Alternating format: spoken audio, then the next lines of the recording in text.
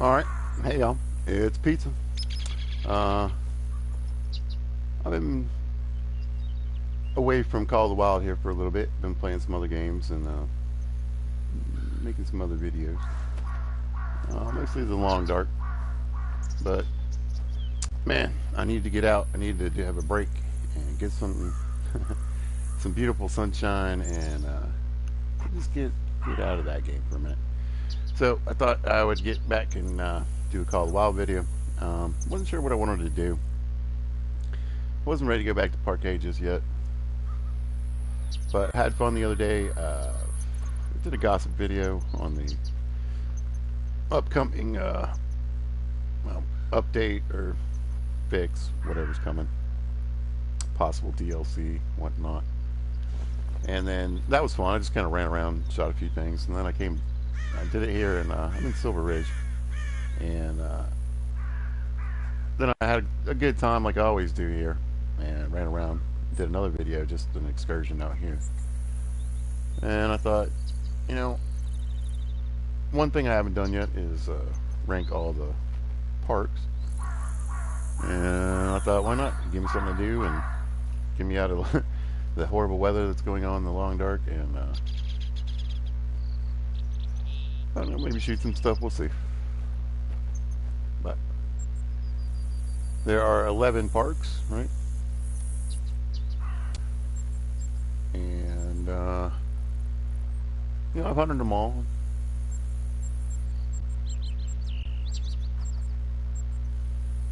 And definitely, I know that I have them ranked in several ways. You know, I have a top 11. I have like a top 3. I think are for beginners, and you know, just different or better maps for beginners anyway. But just overall, starting off won't be too bit difficult, and it's probably the last on a lot of people's.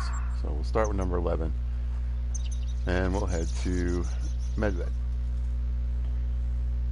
Now, Medved, honestly, I just don't like the map. I mean, that's it.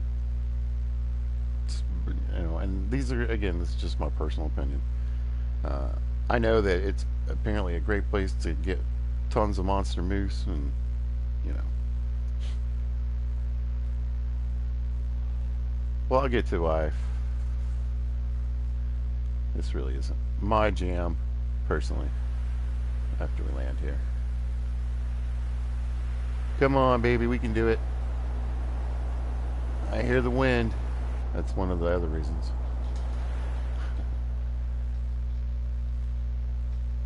So, it's bright.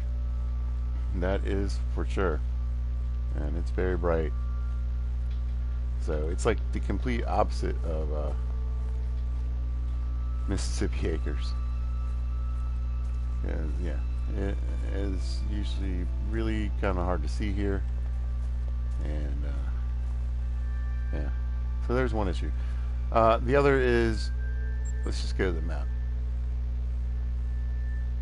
and it'll be interesting because as we move along through the maps, you'll see that this is definitely one of my least haunted maps.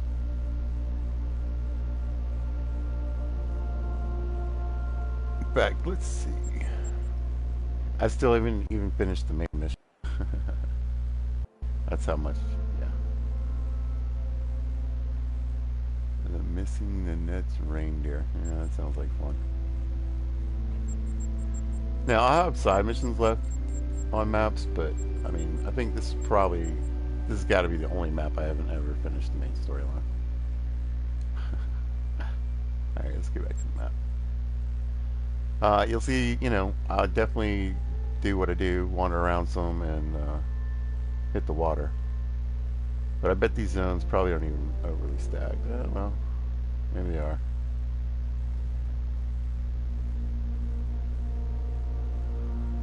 I bet there's a ton more.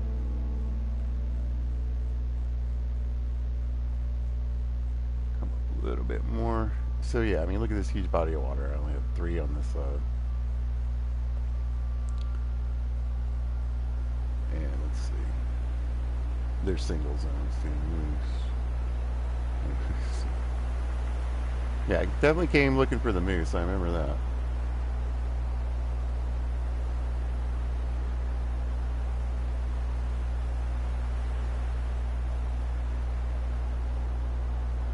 But it's just,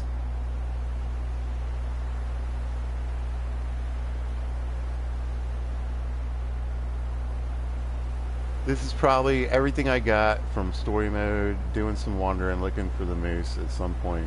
So probably targeted like every lake for moose or something like that. Yeah, maybe went after the reindeer. Yeah, moose. Doesn't even look like I really went for the brown bears too much, unless they're somewhere else. But if you look at the map, I mean, look at this thing. It's huge. It's a monster, monster map, which is great. But that means there are just tons and tons of places where there's really like no hunting. And I'm, I remember walking this map and looking around and just being like, man, where is this stuff? Now, I was still pretty new to the game. This is the third map I went to. This is after trudging around Hirschfelden, which was also we'll see that one later. But and I hope you can hear the wind. That's another detractor for me. But so yeah, I mean, I just haven't really even hunted it that much because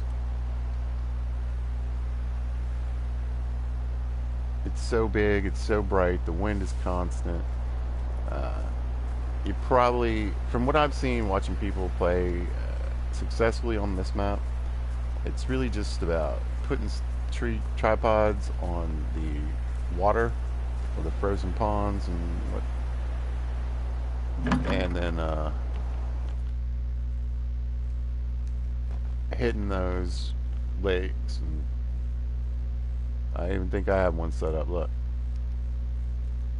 at the right time and just sitting there shooting things.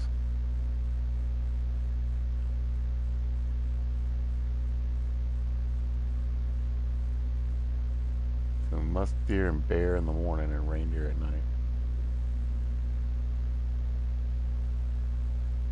There's a few reindeer. Oh, well, there might be reindeer in the morning too.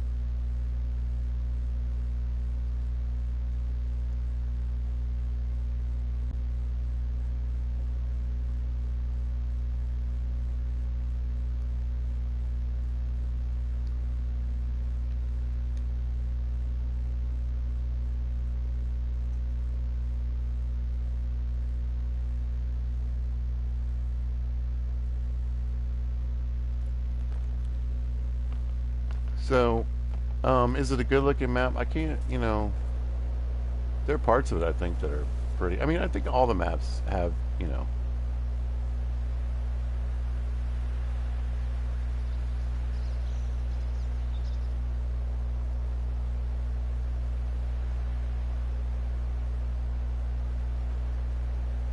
really a good approach, is it? Let's stay up this way. Very far away. But that's, again, okay, so another point on this map. It kind of reminds me of the savannah in that you're just going to have really long distances where you're going to be running and there's just not going to be much going on. Or you're going to have this long distance to run. You're going to get distracted by that.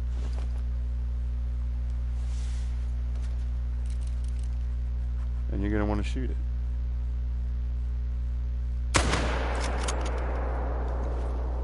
And now what? Right.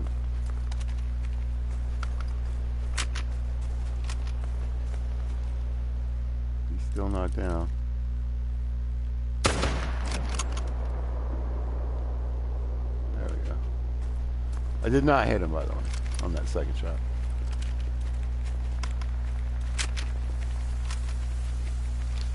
And luckily, I'm assuming we got some lung there, and he happened to die the way we were going.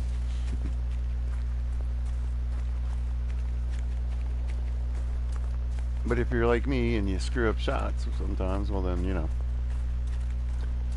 gotta track that thing 300 yards that way and then come back. You didn't get the picture, man.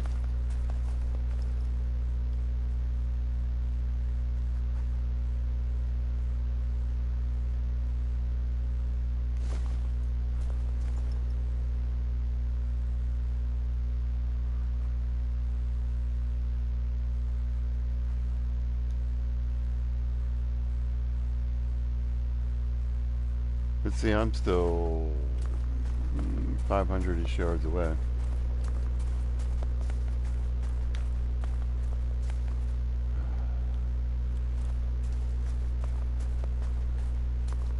Get gone. Silly reindeer, caribou, whatever they are.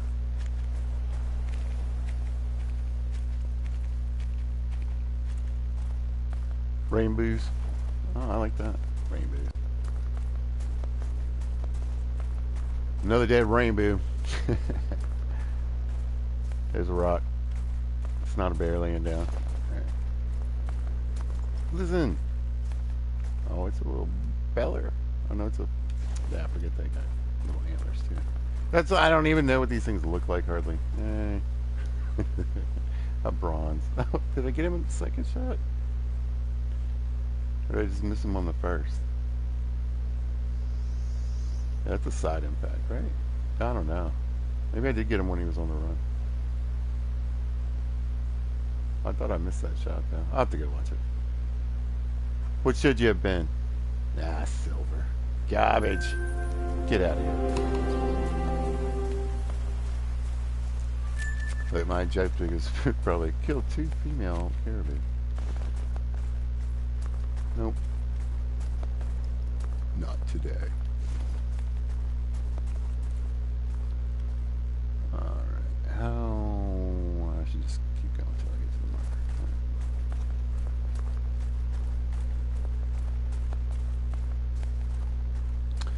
So, the sun's coming out, right? I mean, look at this.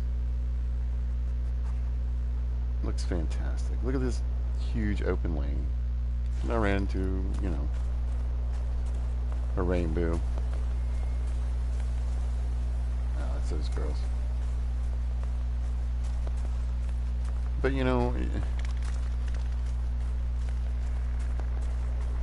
I'm feeling pretty lucky. Because I guess I just remember spending a ton of time wandering around on this map. And there's just nothing. And you're not really sure,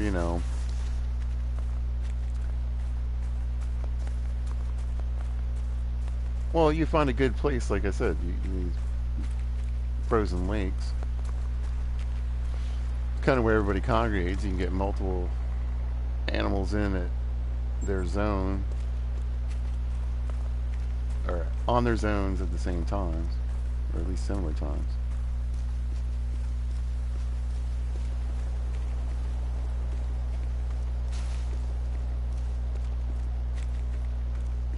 There.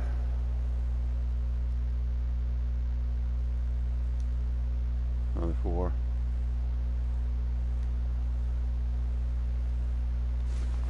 A bit closer than I anticipated.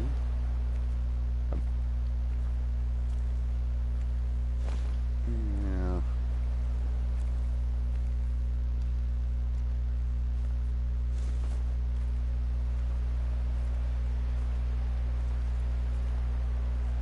Oh, whatever. I'm not really here to do that, right?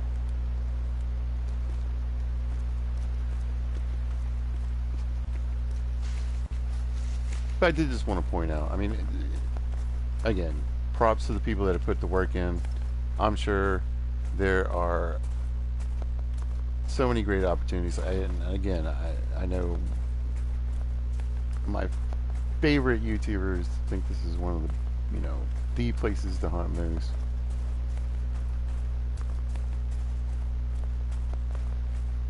But honestly, and again, this can kind of rank into like all my maps. I just don't care about 2s. coyotes, lynx, foxes. I mean, to me, it's just like opportunistic kind of thing. And sometimes it just is a loadout, you know, kind of thing.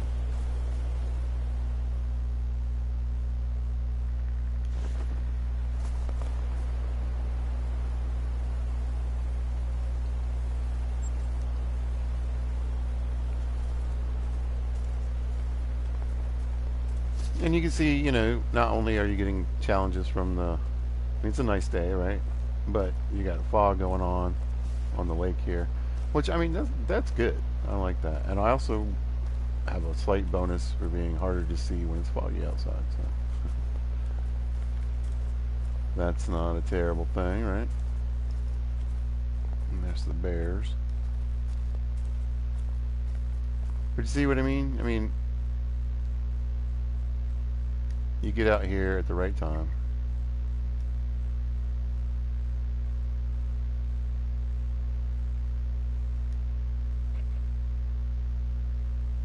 That female, or no, this male. Oh, okay. That's, why does it have a higher rating on the one? But all within the same spot, right? You got a nice reindeer, some females. We got musk deer, some bears, and by the way, EW, that means there's 3 zones there, but I bet I can only see 2. Let's see. Musk deer, brown bear. Yeah. Oh, do they have a second zone? Wow.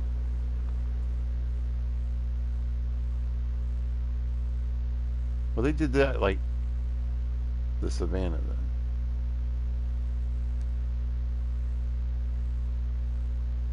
then. Oh.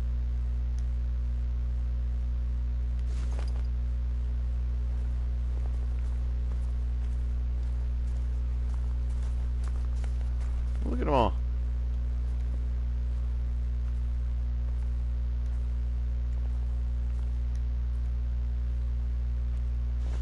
So, I mean, I don't know. It's kind of tempting, isn't it? You'll see, I see the appeal. And I assume you'll see the appeal as well when I get out here. There we go.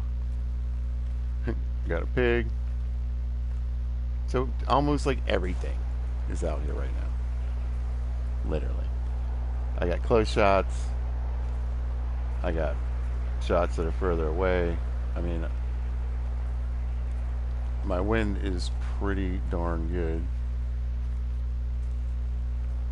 So let's say they're far enough away. I know.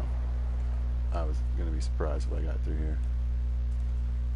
Look at that one. What's your buddy? This one. 310.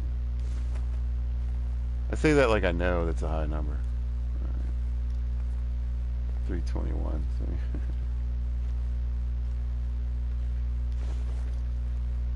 That's twice where the one that's a lower level has a bigger estimate. What's going on here? But sun blindness, constant wind, especially out in the hills. The huge map is great, but I feel like I'd really have to just kind of go look at people's zone maps. Focus, like, and not just for just a general drink zone map or what, like feed zones, rest zones, drink zones. I need nighttime, daytime. That's a lot of work. For, again, so the brown bear, absolutely awesome. Totally interested in that. Lynx, again, I'm not a big fan of 2s. The reindeer are cool, I guess. Again, just, it's not a species that overly excites me, I guess. Then we have musk deer, which I really don't care about at all. And pigs, right? We got pigs, and I gotta be forgetting something. T46.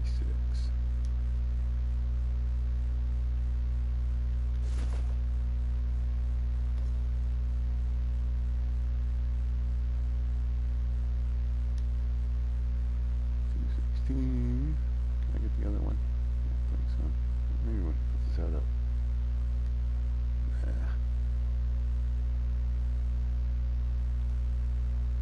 You are definitely bigger. 310. Right, so. Were they? Looks perfect. Might as well.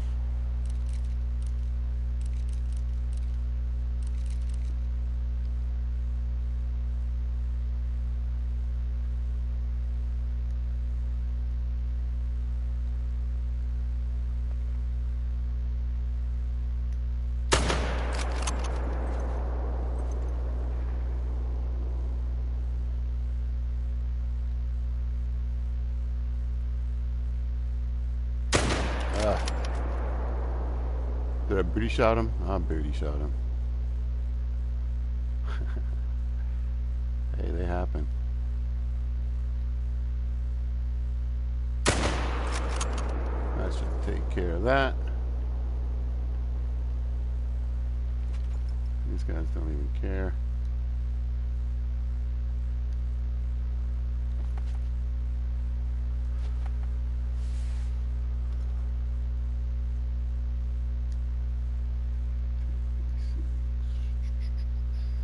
And this is what you do. Oh, this one's a blonde, maybe? I think so.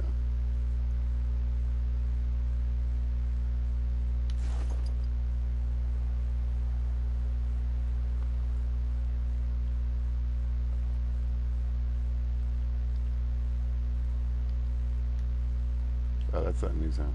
Sweet. Don't want to mess with those. And I mean, I'm just going to assume more than likely at some point, right? Here they come.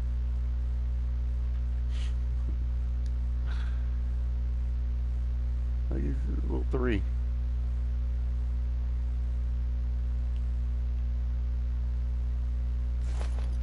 Yeah, they'll come back in. And since these guys didn't really even care, right? You can just kind of sit here. See if a decent one comes back in.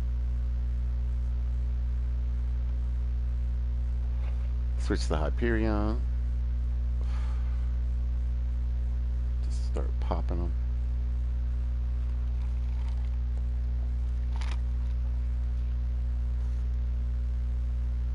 Decimate the herd. Stupid musk deer. I really don't. I would have to absolutely say the least interesting animal to me in the game. It's called vampire teeth. I don't care. It looks so small. I think that female's in front of the male, right? Isn't he in the back? Oh, I guess he's in front of her.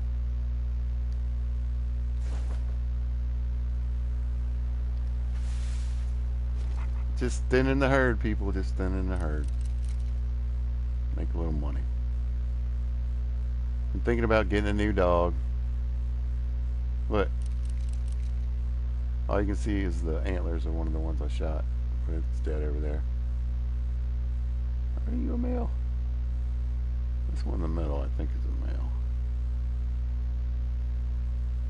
Ugh. Yeah, there we go.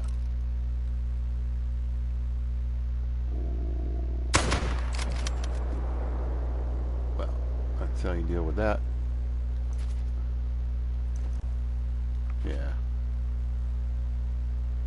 Let's see. Did the bears care? Nope. bear or caribou?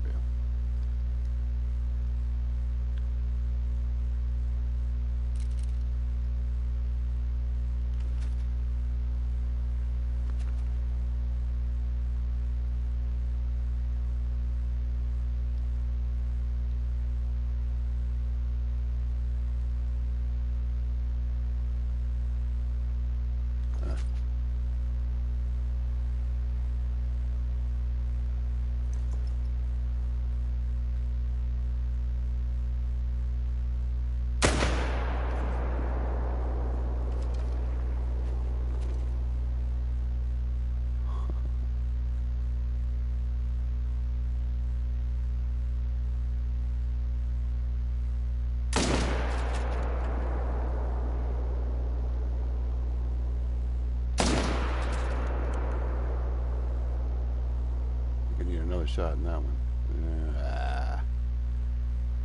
And that's what you do here. Yeah.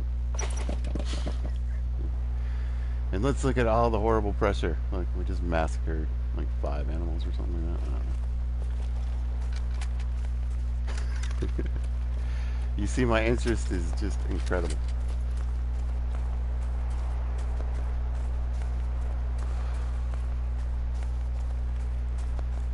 But let's try to get up and get trampled. Story, I must not have really even cared. I mean, did I get a gun from this place? Or are you supposed to get a gun from this place? Didn't I get a shotgun? I want to say I got a shotgun. Some rusty old looking thing.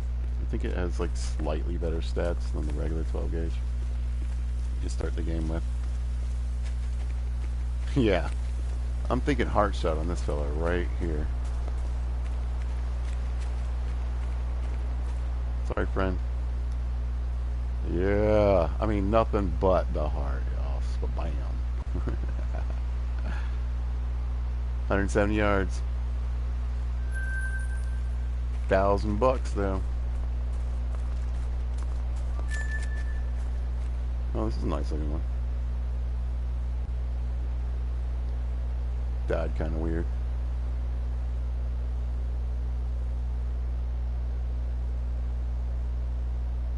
Yeah.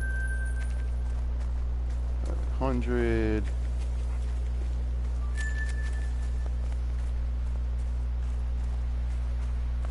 Where'd the other one go?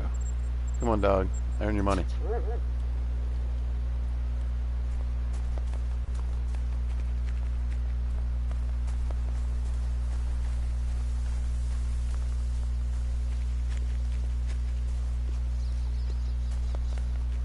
I thought I heard him coming in to the left of me.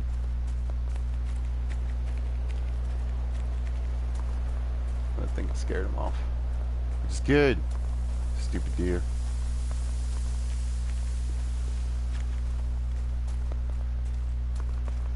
I mean, so yeah. I mean, if this, if I can find this one. We're still tracking blood. I should probably check the blood. Poop. Where'd you go? Oh.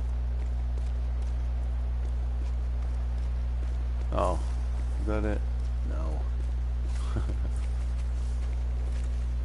Are we getting closer to dead? Yes, roof. Listen, by the time we find this thing, there'll be a whole new zone and the more animals to shoot. And somebody's running. Get out of here. Look at this one. Just dumb as dirt. That's why I don't even hunt them. It just doesn't feel fair. Oh yeah, that's right. The booty shot. Oh, I did it again. Kudos to me. Oh, in the. We won't say where that one's in the. Quit trying to trample me. Did I just hear automatic gunfire? It's going. Things are tense in Russia right now. All right, let's.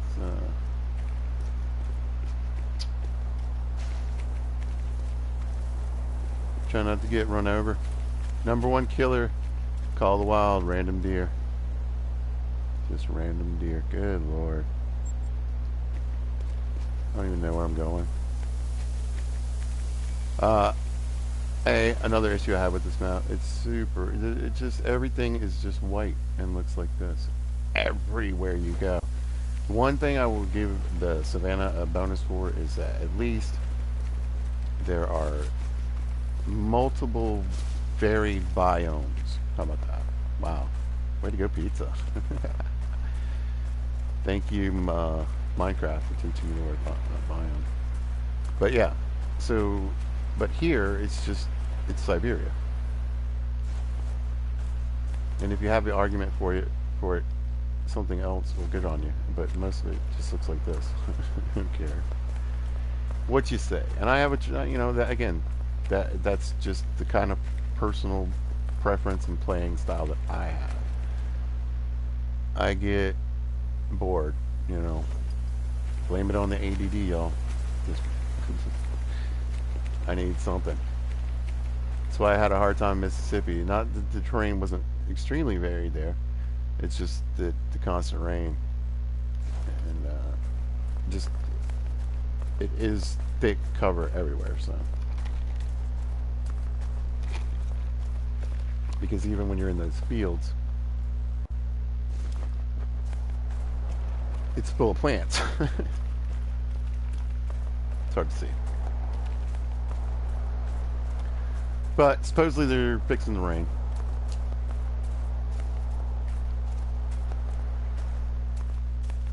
So yeah, the bears are dead. Caribou's dead. Thought I saw at least one sad female still hanging out over here. It's a musk deer. Oh, it's a decent musk deer. I don't have a gun to kill that thing.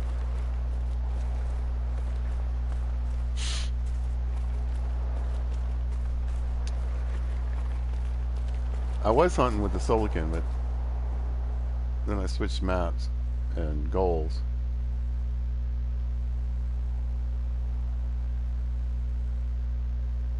So, yeah, whatever.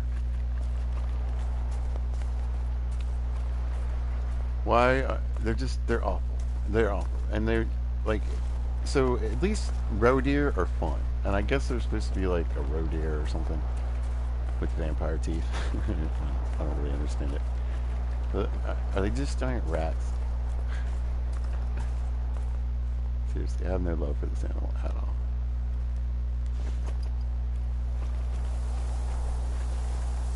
At all. And listen, I love the snow. I love hunting in the Yukon. But I gotta tell you,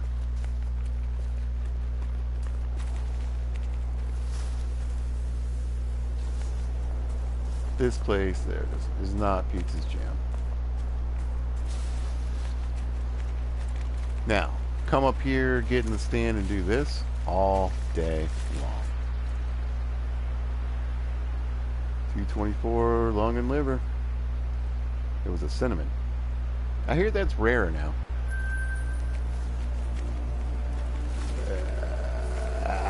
Yeah. Oh, look. Mission. Ah, 4,200 bucks. My goodness. Friend of the nets. You're welcome, guys. Nice.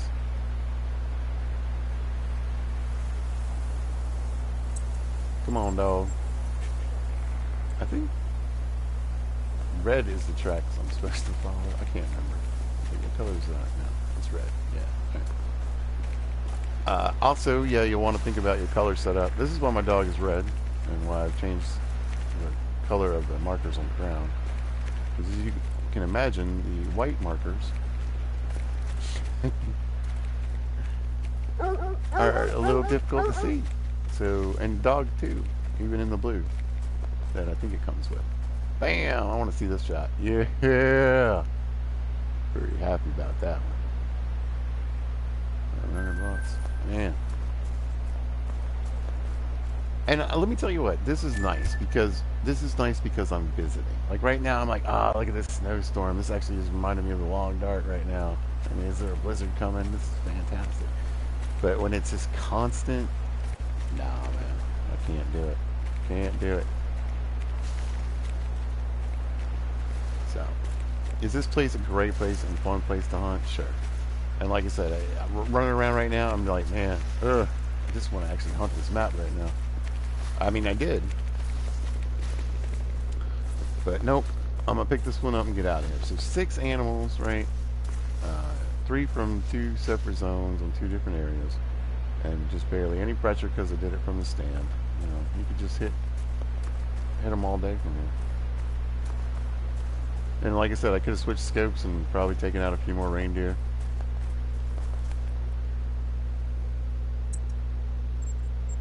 Rascal, you're getting replaced soon. Yeah, that's right. Gonna be a brand new dog coming. Oh, nope. No, I found it first.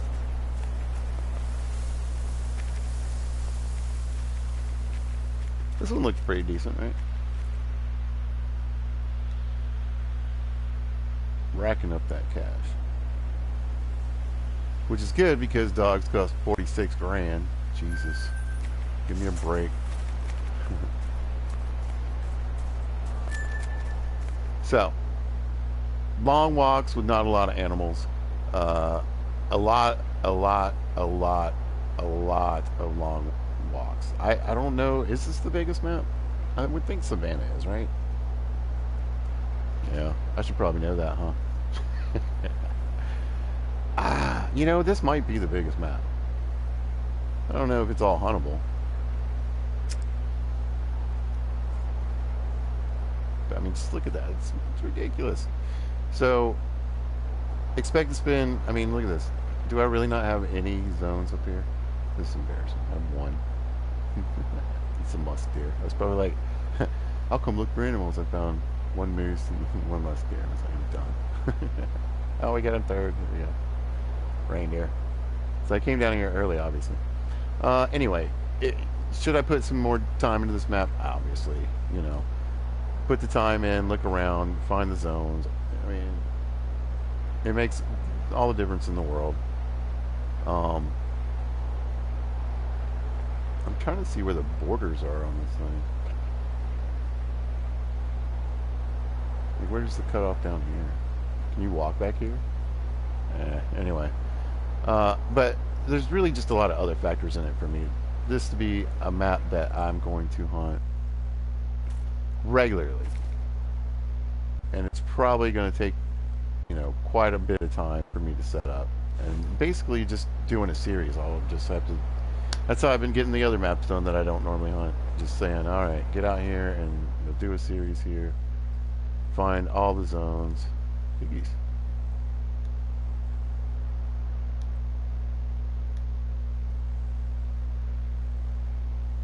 And try to get a little more love for the map. It's just that on these maps that are a bit more difficult to hunt. There's the other 4.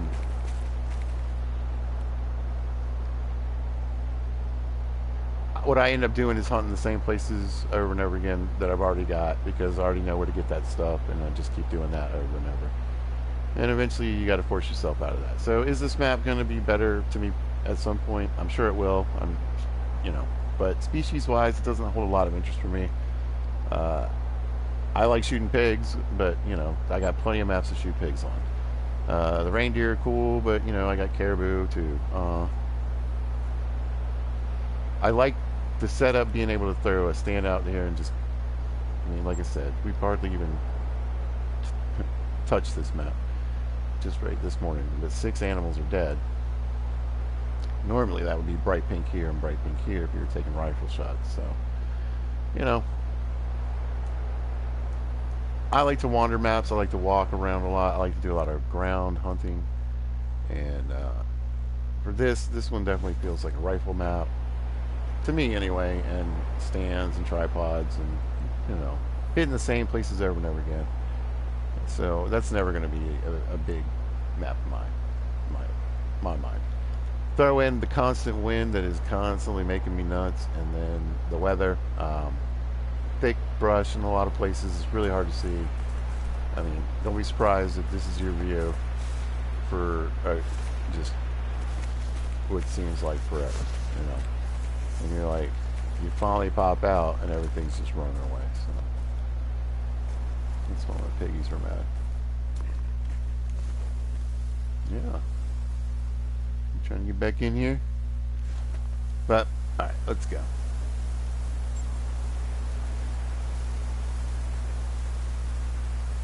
Alright, next, this feels kind of rough. And this might change.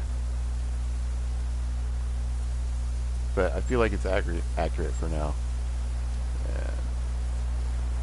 Number 10 on the list for Hunga Savannah. Now, I could be predispositioned to having angst with this map because this map has been broken ever since I got it, or it was for a long time. And what would happen is I could play for 30 to 45 minutes and the game would lag to a point eventually where I just couldn't play it. And I thought it was because I looked up whatever, you start looking up stuff to find out what might be wrong with your game. And I thought, well, maybe my system's too old and it's just too many tracks and too many animals. Can't handle the big herds, can't handle all the tracks from the big herds, all that stuff in the same area. Now, it does happen that way now, but after the patch with the red deer, great one, this map and the other map that I had problems with, Parquet, started working. And I do get a little laggy when there's a ton of animals and tracks, but I can handle it and it goes away. But it was just impossible to play these, and I forced myself through them because I was still trying to get to level 60. I was still trying to get cash. So even through all that, I managed to get. Well, here's a good example. All right, even through all that, I still managed to finish the missions on this map and Parquet, the main storyline missions, and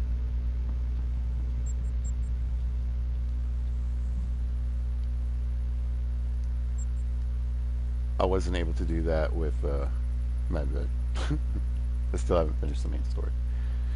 But you can see, like I said, I leave plenty of side missions, and it's just because I don't care that much. I mean, like I said, $4,200. That was nice. That was a good payday. But I mean, a lot of times you'll just be running around and you'll do a mission. Like if I ever go to the broken bridge, I can repair it, or just need to take a picture of an animal in this place. I should probably mark that. Harvest a wildebeest during the day and a jackal at night. I mean, that's probably something I need to work towards too. But anyway, sometimes it'll just be like kill a wildebeest.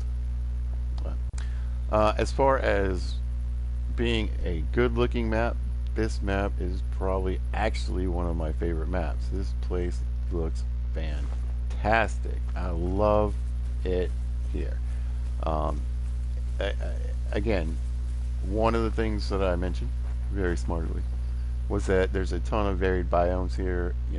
There's open savanna, there's thick brush, the water is,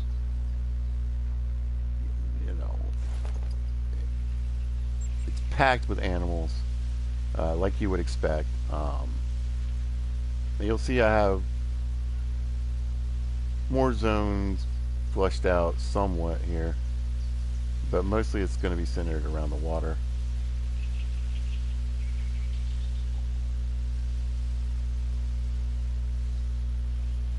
And believe me, there's more than one in a lot of these. So, but this is because I punted this recently, and I did a series here and found a bunch of zones. And again, I would have put this, I still would have ranked this at number 10, but, and again, it needs more exploring and fleshing out. But I don't think that's going to change. And the reason is, again, you run into the same kind of thing. Even though you have all these beautiful views and this massive map, again, this is another just huge. I love that you're on an island in a savanna. But there's, like that's all this is hauntable, just all of it. You don't need borders. It's where it's where the land stops, right? So you end up with a lot of dead space or not really knowing. Like, all right, so here's a line of question marks and stands. I bet it probably wouldn't hurt for me to walk through here, but what time? Well, you can go look at these animals and try to get an idea, right? Gemsbok, lion, jackal, Gemsboker, feeding, jackal are resting here. So maybe some zones in here and in between here, but I mean, it's just hard to decipher some of these big maps and just to walk them too. You know, you might walk all through this at the morning time and it's an evening zone, so you got to come back and walk all through this again. There's a lot of work on this map, and again, I think one of the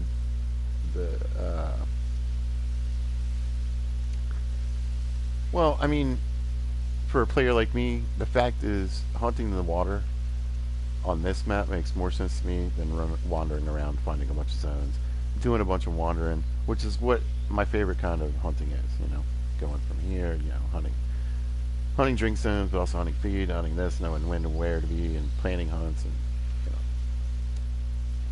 Here it's just hit the water from this time to this time, shoot these, go around, pull pressure off on these, come back, hit the water for this animal later in the day. You know, it has a rhythm and it has a way to do it, but I think there's just, you know, that's a problem. The other problem is the same thing that happens in Medved and a lot of these maps is that the outposts are too far away from a lot of places you want to hunt. So while this is kind of central to the map, it's pretty far away from this,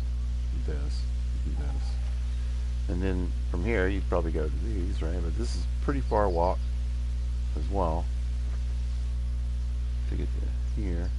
This brings you to the river, but I just find you'll find these maps where, I mean, look out here. I mean, there's probably zones out here, I would imagine, but my two spots to get there to the center here are just really far away, and this is going to force you to, you know, if you got a ton of cash and you got tents and tripods all day and you just don't care about money, then go for it. You know, it might make this map a little more fun for me to do that, but I'm not that kind of person, generally speaking, so that's why it's going to remain number 10. The weather here is fantastic. If you want to get away from the rain, or, you know, it does rain here, you know, but for the most part you get nice sunny days, beautiful days. Be prepared for a lot of this with lions, so lions and pigs and Cape Buffalo. You've got the hunter's sense. Follow those tracks. Be prepared to die on this map a lot. So as far as species are concerned, I like them all. Yeah, even the jackal. So this is one of the only twos that I kind of think is cool. Okay, there's one. But every single species I like. My favorite are the Gemsbok, the lion, and the Cape Buffalo. But the kudu are really cool. I like the tree racks that they've got now. And the springbok are fun. They're just fun to watch, hopping around on the map. So yeah, I mean, species-wise, this map beats Medved hand over fist, right? But like I said, I think it is just going to remain in the same spot. So what I said when I did the series here is that this is going to be, again, a targeted map. I come here for a lion hunt, and I shoot a few things like the Gemsbok that might be out at the same time, or I come here for a jackal hunt, or you know, wildebeest, whatever. And but as far as like, you know, I'm just going to go kick it for a day and wander around, probably not going to happen too much here. So that's number 10. Now for the next one, this is a tough one. This is where it starts to get a little tricky. Because I'm going to have to kind of stick with the theme of the maps that I have played the least and have played the least. So, number 9, Parque Fernando. Again, a good looking map. I really enjoy again, sunny days. Reminds me of kind of like Quattro and Rancho. Uh, the lodges are cool. They're probably some of the nicest lodges in the game. Um, Hunting stands. I'll talk about that when I talk about Silver Ridge. Um, they're alright, but species wise, again, it's just not a map full of animals that I like the water buffalo. That's fine. I mean, I don't really care about the puma that much, so I mean they're all right. The black buck are probably one of my favorites, and the mule deer. Uh, what else do you get here? I mean, I'm enjoying hunting here. I'm enjoying the different species. Got a diamond axis. I got a what else? Diamond mule deer. And from what I've heard, this map produces a lot of diamonds. Red deer. It also has red deer, which is my favorite deer species. So,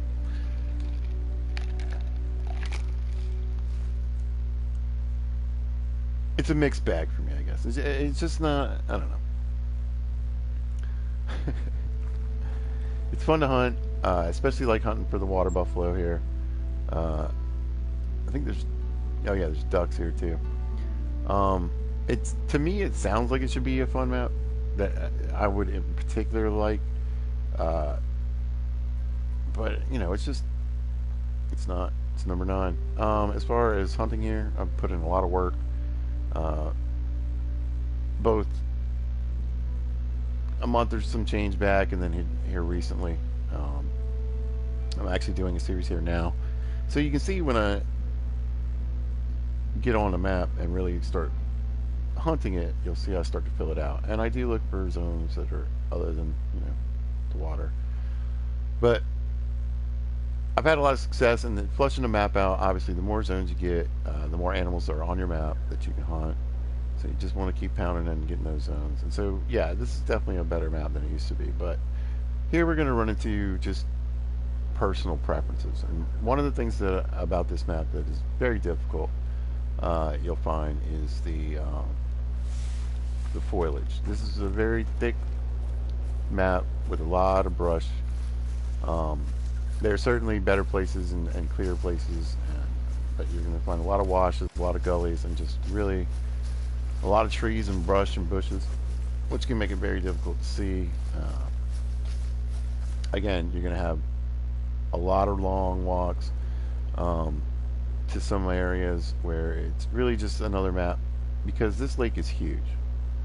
And if you're really trying to play this game, first of all, you're going to have to walk, what, 600-700 yards down there to get there in the morning. And then you're going to have to come from that direction and work whatever direction you want to go.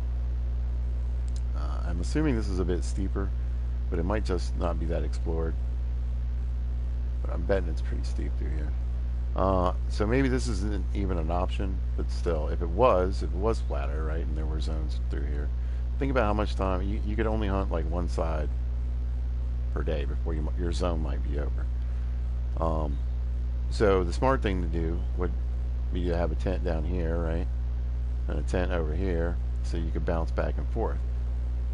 But that's $32,000, and that's really difficult for a beginner. And even like I'm thinking about it right now, my 283 grand I could cut in half in no time by just buying a bunch of tents. So when the maps kind of force you into that kind of situation to successfully hunt, everything's just so far away. That is a detractor in my mind. So yeah, you can start right here, but again, this is a big lake. You got by the time you work your way back into this area, it could be getting close to the time that your zones are over, and maybe definitely over if you're trying to work your way back. Much less trying to hit this area too. If you do want to hit that lake, I mean, you're going probably 800 yards, maybe more, closer to a half mile, or who knows. You got a lot of long run to your various zones, and that is a detractor for me on any map. So I just think they're more outposts. I don't understand why that's a problem. I don't quite get why they some maps have more outposts, it seems like, and better setups, and others it just seems like they're put having tents and having uh, tripods and stands gives you a reason to play the game, to shoot, so you can get better setups, so you can hop around the map. I get it, it's a game thing. But just like I think there should be more hunting stands that are cheaper and betterly accessible and should also be fast travel points, then it might be worth spending the 20 some odd $100 on this random stand. Just when they do that on a map, it's something that kind of loses me. So again, as far as maps are concerned in Parquet, I would consider this sort of an intermediate map. I wouldn't consider this a beginning map or a great map for beginners. Cape Buffalo are just going to kill you if you're really only hunting with like the 243 to 12 gauge and the pistol. You're not going to have enough power to even do anything about them. The Puma would probably end up being a problem for you as well, although they're only level 5. So you could shoot them with the 243. But yeah, I mean, species-wise, again, it's cool. There are actually, now that I think about it, I do like the animals on this map. But I didn't really know. Not attracted to animals, so I always apply the sniff test. And this is another reason why I hate this map. Your game is close by. Because I have to hear this poop speech every time I get a track notification. There's a couple maps where it just binks. They don't say anything, and then you can look at the map for your track if you want to. None of these are ones where you got to get a speech, but some of them are shorter. And with this lady, she makes me nuts. So this is the typical shoreline on the lake, and as you can see, it's pretty thick. And so you're thinking you want to be shooting across, but generally speaking, your opportunities aren't. It's going to be too far, because if we look at the far shore away, I mean, just right there, we're already out of render distance. So go past that shoreline there, and we're looking at nothing. So you end up hunting through here, and that's what you want to imagine your typical hunt to be. You down, creeping, trying to get a spot. So that can be pretty tough, and I'm not against tough hunts. I'm just letting you know that I would definitely consider this to be a bit more of an intermediate map. It's one of the things that I kind of find frustrating. And again, you just find areas in here where it just seems like you're just crawling through a bunch of thick stuff or walking through a bunch of thick stuff for no reason, because there's no animals. So for me, this is a water map for sure. And like I said, remember, these waters are huge. These are big lakes. It's going to take some time. If you're looking to invest in tents, this would be one of those maps. So moving on. Oh, and I always forget the duck there on this map. It just feels like an afterthought. But I have like 3 diamonds from here. All right.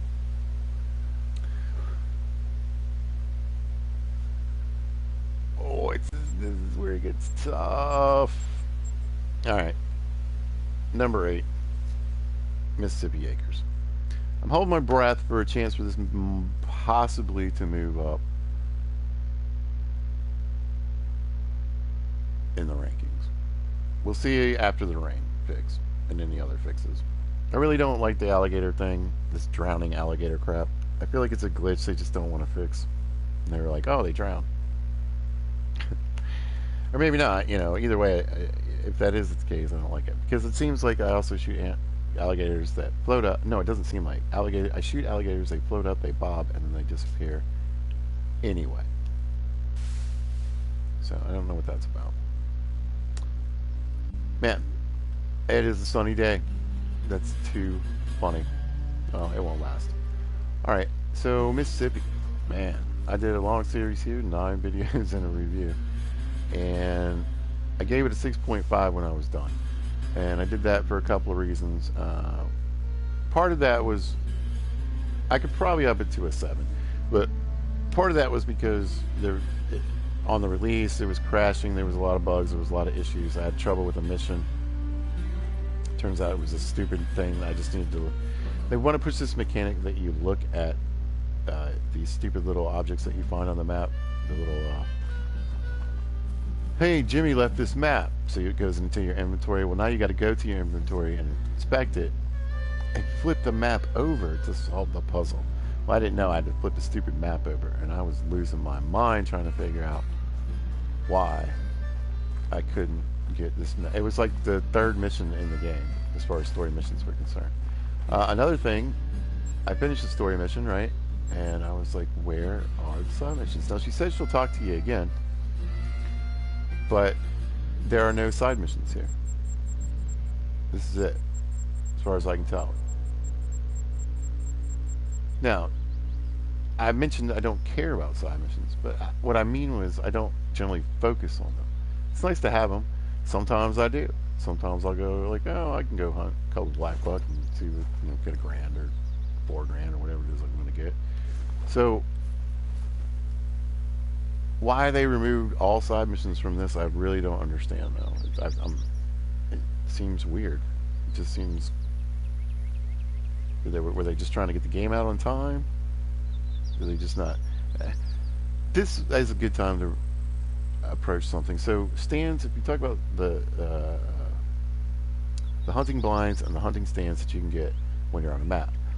Generally speaking, I am an advocate for buying some of them. In particular, the ones that are sitting like maybe right on the zone. My map's messed up. There we go.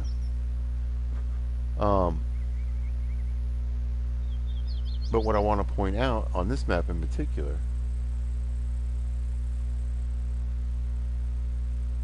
where are the stands?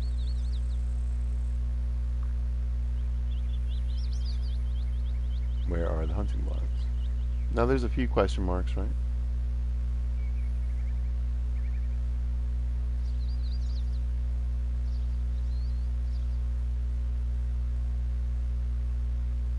But there aren't. They've just given up on it completely. Now, one of the nice things about the hunting stands, especially on certain maps, is that they're worth buying. 7 stands at $2,100 is like 14,000 and some change. One stand or tripod or a hunting blind is 16,000 bucks. So think about it. You can get 7 blinds for the price of cheaper than the price of one of the ones you buy from the store. So why are they taking that away from us? And I've noticed ever since Silver Ridge, it's gotten less and worse, and they're just sparse, and now they're nothing. And I haven't heard anybody talking about that at all anywhere. Where'd they go? Where? What happened? Is that just a Mississippi thing? I don't think so. I think they're getting rid of them. Now, I will say on the earlier maps, Hirschfelden, Leighton Lakes, Medved, Savannah, I think the blinds and the stands are alright. Some of them are overpowered and some are just useless. I think they were set up more for like calling animals that might be moving nearby or have zones kind of nearby. But it seems like once you go from past Savannah, the stands become more utilized, better set up, make more sense, and the pinnacle would be Silver Ridge, which most of the stands on that map are just fantastic. Teyawara is good, and then just it kind of trickles down as the DLC comes out and gets worse. So I really don't understand what happened to that. Why they took it away? Why they made it? Why they started out blah, found an awesome setup. Maybe it was a little overpowered. Seemed to tone it down a little bit, and then just gave up on it. There's nothing here, so I don't really understand that, and that is a detractor for me on this map as well. No stands, which also that used to be a way also to get 100 experience. So for some people that was viable. Also, the little information rocks. Where are those? That was 100 experience apiece. There's a couple, right? So every question mark on this map is probably an info rock. There's hardly any. So on maps where you could probably get, easily more than 10, right? Some of these maps, I bet you could get like 1,500, 2,000 experience on some of these maps just from running up to this stupid little info rock. that's gone too. It just seems weird. So, I would not recommend this as a beginner's map. Even though, right, there's not any real, other than the alligators, and they're not, real predator on this map that's going to really bother the animals on this map. I guess they can scare animals off. I think I've seen them scare whitetail off. But, normally a map with this setup of animals, I would consider a great beginner's map. But I think this is an advanced map. That's one step above intermediate, okay? This is nearing hard. Did they already fix the rain? Did they already do it a little bit? Because I can't believe it hasn't rained here. Generally speaking, it's almost 24/7 rain. The terrain here is tough. Listen to me. It is very thick. A lot of thick trees, a lot of thick woods. The water around the edge of the water isn't too bad. But expect to be down in thick stuff almost all the time. Like I said, this nice thick woods here. You're thinking, well, that's not too bad. Well, when it's like this constantly, it can be a little bit bad and difficult to see.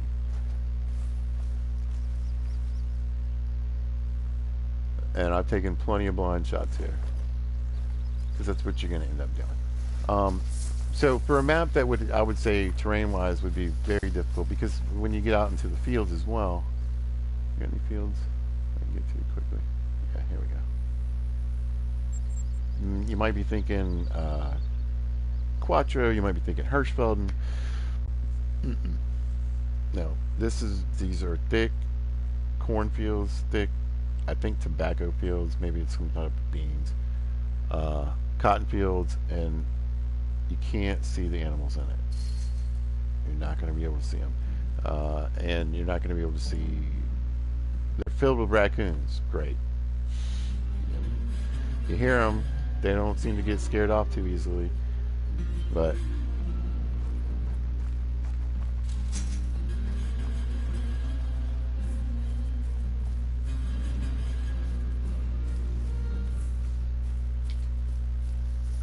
so here we have our fields, and you can see that these are spaced out somewhat decently. You got to run the rows, but you can't always do this because of your wind, right? So let's say wind-wise I need to come in this way, and you're down. What I found I ended up doing was trying to hopefully just spot something down a row, and as you can see, the rows aren't particularly straight, or they might run a different pattern further down. So you run into these spaces where it's not too bad, right? But I'll show you how it works, because we have both, well, at least two of the crops that you're going to be spending a lot of time in on this map. And that's the cotton. So again, you think, well, this isn't too bad, but remember, a raccoon isn't going to be sticking up above this cotton at all. A fox isn't. You might catch the top of whitetail, but they're not necessarily in here, right? But there are tons of the raccoon and the fox, which are very difficult to see. And the corn, you wouldn't even be able to see the deer. So you think, all right, well, this is great, right, lots of fields, but even the fields are thick. So unless you're putting tripods, which again costs money, then it can be very difficult. The cotton's a little easier than the tobacco and the corn, beans, whatever. But you can see this is, especially if you're down trying to track something, there's a deer in here. It's very hard to see.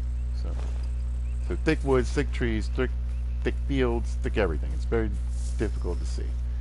Also, because you have that, you'll see right here, it can be hard to see the tracks.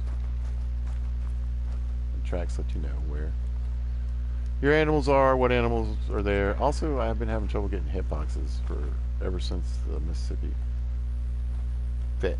I guess it was. There we go. See?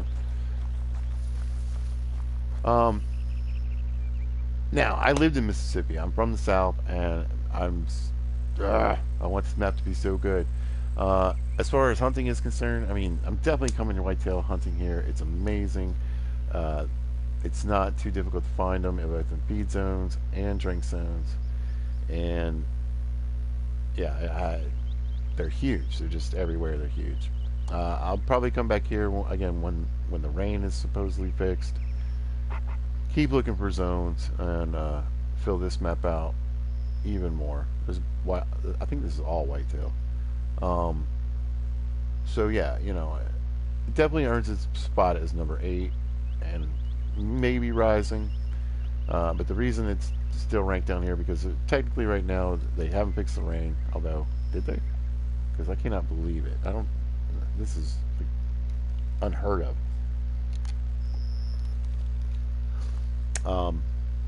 I don't know if they buffed the Hornet yet. I guess I'll have to check and see if they've done it yet. I don't remember my game updating, but I think I'm just lucking out getting a sunny day. It does happen on occasion, but really for the most part, most of your hunting here is it's rain. It's rain, rain, rain, rain, rain. So you've got to throw in that. Here's one of the detractors for me. I'm a ground hunter, right? So a lot of short range weapons, pistols, bows, and shotguns, right? And when you're down creeping and you can't see, right? I'd rather get in the woods, but this will work. You can't see, you got no visibility. Well, one of the things you want to rely on is being able to hear where the animals are. So at least maybe I can determine that when I pop up, I'm going to shoot to the right. You know what I'm saying? Another thing in a tractor that I have right now is hopefully they're bringing in bird dogs, but the quail, a lot of fun to hunt when you can get them up. You do have to get close to them, kind of like the pheasant, and I found that just a bit annoying. But me and the 16 gauge, we got it together. And see, here's the thing, right? So this guy is somewhere in this mess.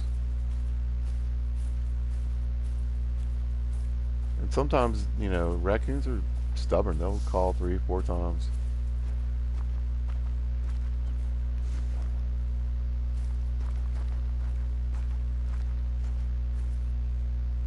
I mean, maybe you just got out of there. But it can be very difficult to spot animals here, especially the shorter ones. How about that? But, yeah, whitetail hunting's here. I mean, I want the alligator hunting to be fun. I guess I'll give it another shot. But you're definitely trying to get a kill shot with one, or definitely get a second round into it as quickly as possible, or they're gonna quote unquote drown. That I find frustrating. Now, again, as far as the species and the animals are concerned, it's fine. I love shooting rabbits on any map. That's great. The raccoons I'm interested in. I guess I'll be more interested in when they fix them and they're a 2 instead of a 1. The foxes are pretty. They weren't actually, the foxes weren't that hard to hunt. They were kind of like, remind me of just one of those random, like pigs or goats on a lot of maps. You know what I mean? It's just a lot of there's just a lot of them. I caught a lot of them crossing fields and running around, crossing roads, so they weren't that hard to hunt. I paid $75,000 for the Hornet. It's a crap gun. I can deal with the range drop off. I shot a turkey from 333 yards with it, but it didn't die. And so unless they're really going to buff it and make it a stronger gun, that's a detractor because of that.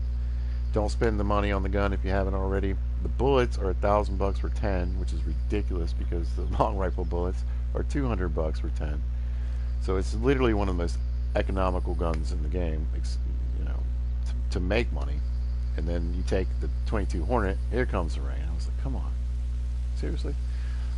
You take the 22 Hornet, and you're shooting a rabbit for like $200. I mean, that's almost the cost of one bullet. Whereas you used to be able to shoot a rabbit, and with one bullet from the 22 long rifle, and you just bought 10 more bullets, or paid for the bullets. The second rabbit bought you 10 more bullets. So yeah. Anyway, the quail hunting's fine.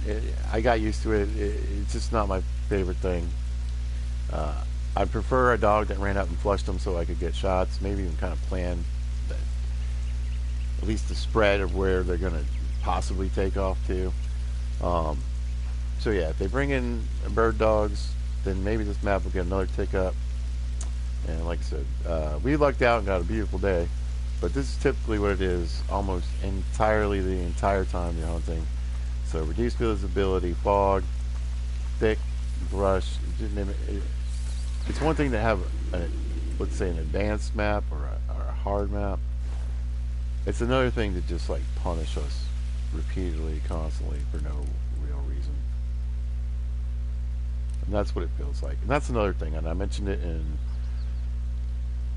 my review and my videos, is that, you know, rain, actual rain, depresses people. So in constant rain, people are going to get depressed while they're playing here.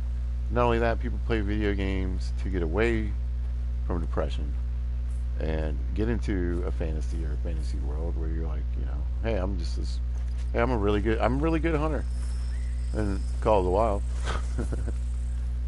And I get to be that for a while. And I might go check that out, oh, I don't know, on a rainy day. But here's a good example. So if I duck down, I make it even worse, right? And you can see I don't see any movement, but I wouldn't expect to either.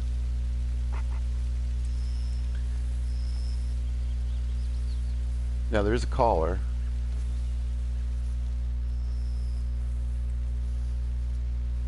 But I've got, you know, then again, they're stubborn. Like I said, he keeps warning. But they're only going to put up with so much. And it's just too thick. They're too small to be spottable, generally speaking, in this brush. Now, it could be that it ran off. It could be that it moved to the right or somewhere else. But even if it did, that's what I'm saying. If it moved to the right, it's even thicker brush. I have like no shot. And doing this doesn't work because it's either too thick or you don't have a clue. You don't have a clue where this thing is. And more than likely, it is probably going to bounce. This is where the shotgun would be handy, right? But when they switch them to twos, you won't be able to shoot them with birdshot anymore. And this is why, I mean, just hunting a raccoon is super frustrating in here. Because again, I can't hear it walking around.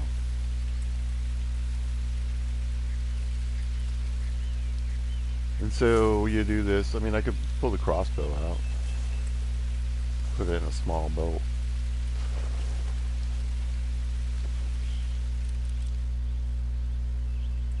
But you're seeing what happened to me a lot on this map. I just end up pushing in anyway, because what else am I going to do?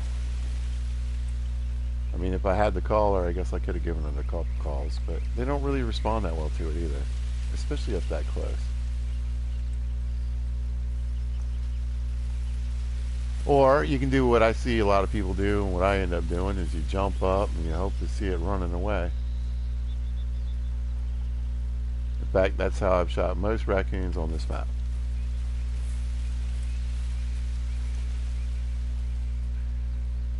And, you know, I've already got a bird I got to chase up. I get scared up, and guess where it is? It's in the woods. Now, I'm not opposed to running and shooting animals, scaring animals, chasing animals, corralling animals, whatever you want to call it. It's fun. But it's not how your main way you want to hunt. And that's what it ends up feeling like. And not just for the raccoons. Oh, I actually landed on the thing for a darn second.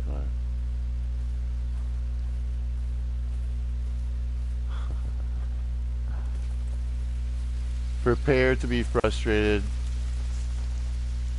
This map stays exactly where it is for right now. Like I said, the rain, getting rid of the rain will help a little bit, but yeah, definitely not recommended for a beginner at all. Even though animal-wise it makes sense because the biggest animal on the map is what? What's the alligator? Is it a 6'2"? I think this is, yeah. And those are generally ideal maps for a beginner. But, nah, this is just going to be rough. Real rough. And you're looking, I mean, and it would seem tempting too, because, right, 75 grand, you work hard, you get the money, then you got the Hornet where you can shoot 1 and 2s. It only weighs 4 pounds. But, nah. Maybe if they buff it. Alright. Moving on.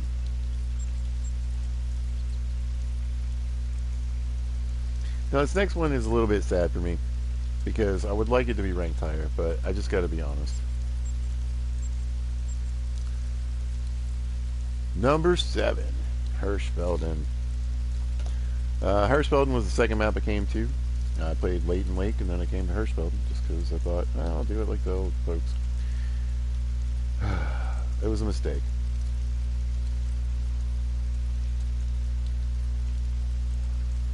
Now, I know a lot of people would actually rank this map last. But I honestly think that it has a lot going for it. And it's a beautiful looking map.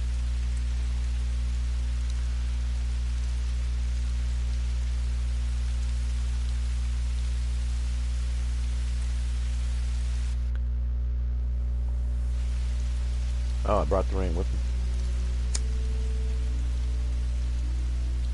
It can do that and get stuck raining constantly, so hopefully that's not the case.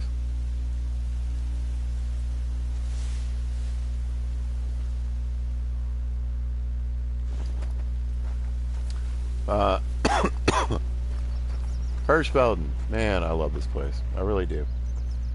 Absolutely gorgeous there. Rain's going away. It does rain here, a nice amount. But generally a lot of beautiful sunny days. You just get this gorgeous color, these beautiful fields, these amazing woods. And I really, even though I found this place challenging when I first got here, it was never about the map, right? Again, you got some thicker terrain. The water in Hirschfelden can be kind of tough to hunt. Whereas on a lot of, I mean, it's not any different.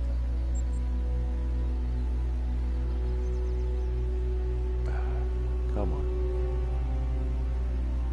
We still got Mississippi sitting like in part of my map here. It's going well. There it goes. All right. But you'll see, there's one water zone here.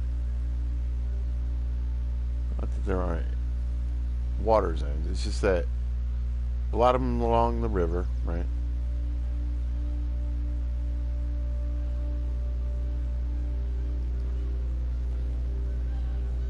Okay, yeah.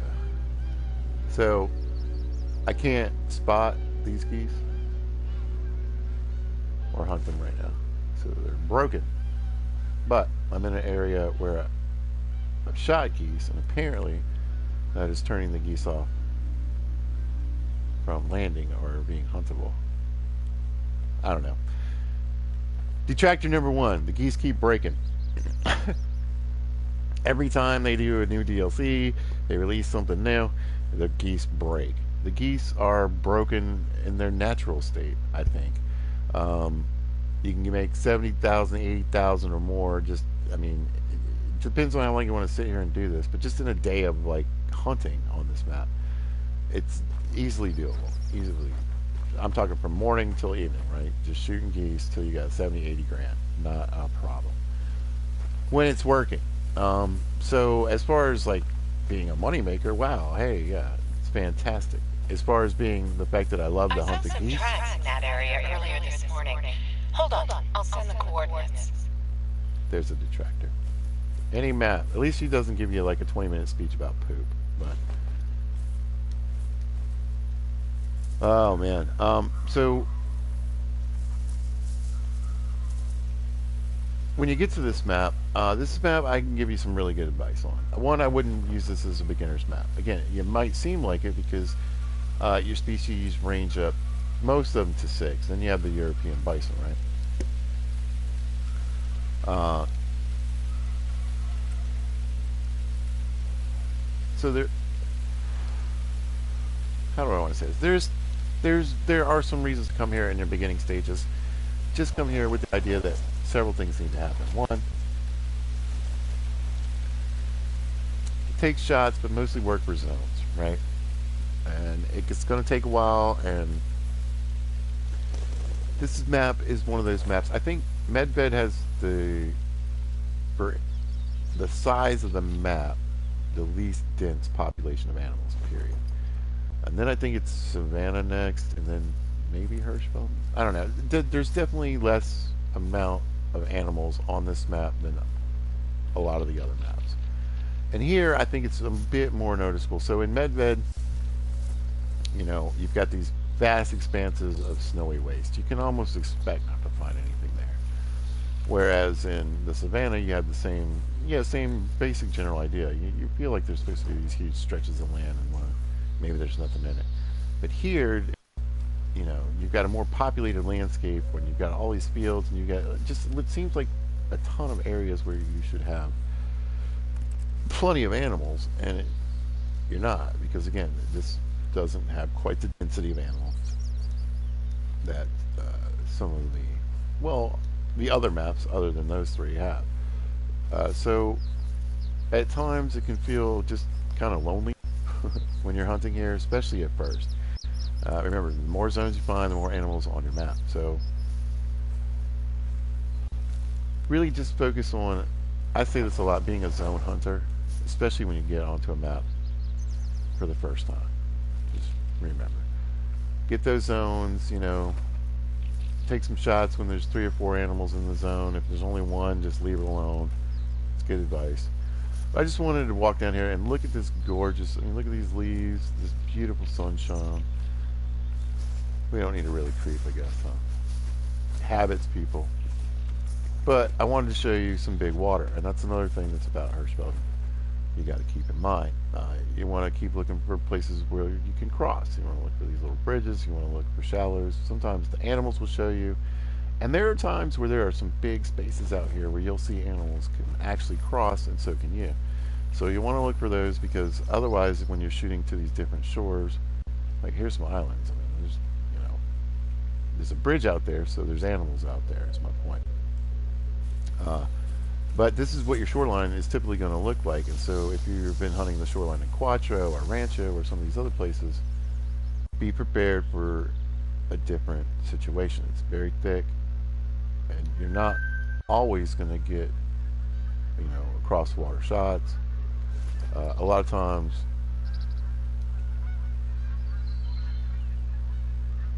B formation unchewable. A lot of times, it just doesn't work. It just doesn't work out that. Yes, I hear you. God, quit yelling at me. Or as you can see, that's a 400-yard shot. So you're going to take it and take a long walk. But so when I first got here, I can tell you, I was frustrated. I really was kind of down on this map. And then when I got here, the geese were broken. So the very first time I played, geese were worthless, and I had all this goose gear and crap, and they didn't do anything. You couldn't hunt them at all back then.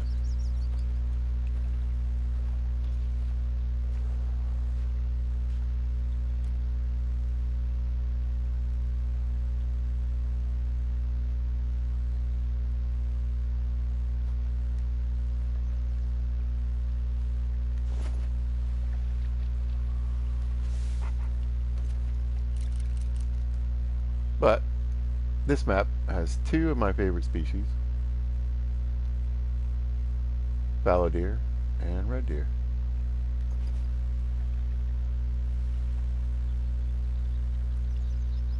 And they also have roe deer, which are incredibly easy to hunt. I'll shoot them on any map they're on.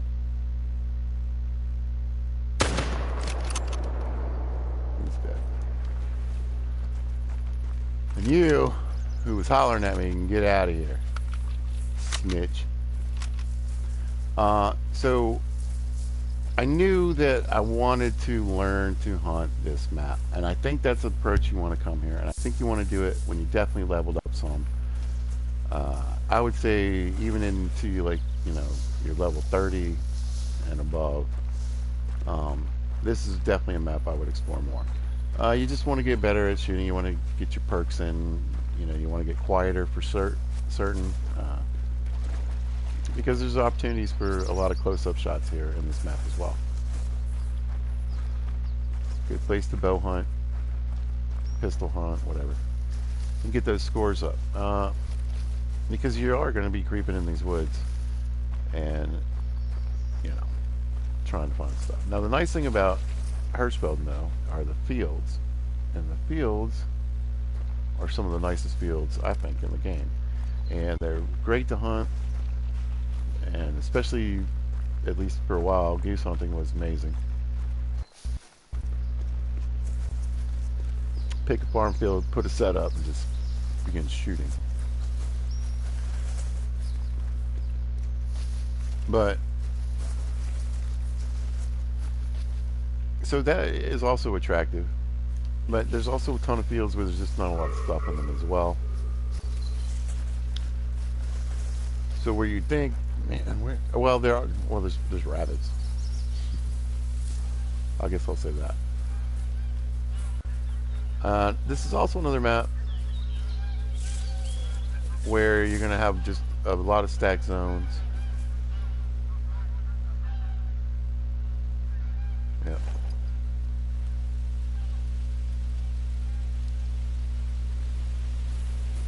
And you're not going to be able to only see but one or two. Even with the fix. Ah, the liver saves the day. Love a liver shot. 355 yards, yeah. I was definitely behind. Must have been standing differently.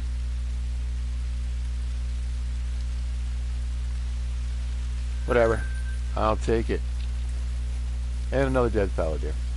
You do get a decent amount of rain here. The fog isn't actually too bad, I don't think. It doesn't tend to stick around too bad. The rain showers are intermittent, but you can expect, usually several a day. I like it. It's perfectly fine here. And again, thick brush, a decent amount of rain, but it's manageable. And it can make your hunt difficult in a way that's enjoyable instead of miserable. So, again, that's why this one's beating Mississippi. Acres. I forgot to say about Parquet, it does have a shooting range where you can test out your short range weapons. And Hirschfeld has a shooting range where you can test out, your long range weapons. So to me, that's a great benefit to any map. That's a plus for Parquet and its gloriousness. I did forget to mention that it has its own special trophy lodge or something. Yeah, alright. I threw some stuff in there. Luckily, I will tell you, it doesn't take away. So if you kill a diamond mule deer here, or on Parquet, you can put the horns up, or the antlers in that trophy lodge, and then you can still have that mule deer to put in your trophy lodge. You don't lose it or anything. But I just want to show you this one, since I already left Parquet. But I really think this was a good idea on both maps, and it really just gives you the opportunity to set for meters, but it also shows you feet, which if you ever wondered how that conversion works out. So yeah, it would be better if it was in yards, because that's what we're actually using when we aim here in America, but that's fine. After a while, hopefully you're getting an idea that 150 meters is 164 yards. But let's get the targets up. And there you can see. And you can pick your lane and bring your rifles here and your pistols, and for your shotguns with slugs, and the 10 gauge.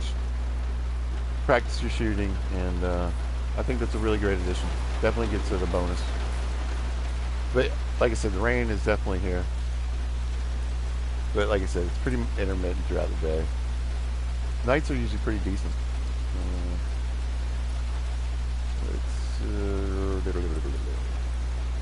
Another detractor again is going to be, this is a map where you're definitely going to need tents in my mind to really hunt successfully.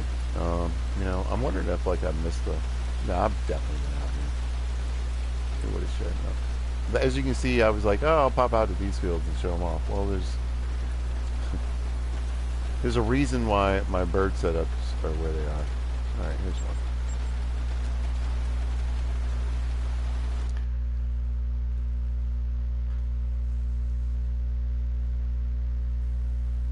The fox hunting here is nice. Again, I think the way they do the foxes in both maps is, well, I guess they're, where are they else?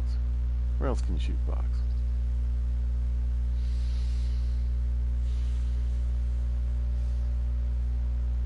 Well, the fox hunting I found in Hirschfeld and Mississippi is pretty easy. You don't really even have to go looking for them. They just kind of wander around all over. Check the fields out. All right. So these woods again, pretty thick, especially if you're getting down and crawling. You know, but they're doable. You know, I had a lot of fun hunting red deer in the woods. So it does have that strange shading or lighting issue where you can get darker for whatever reason when you run into the woods.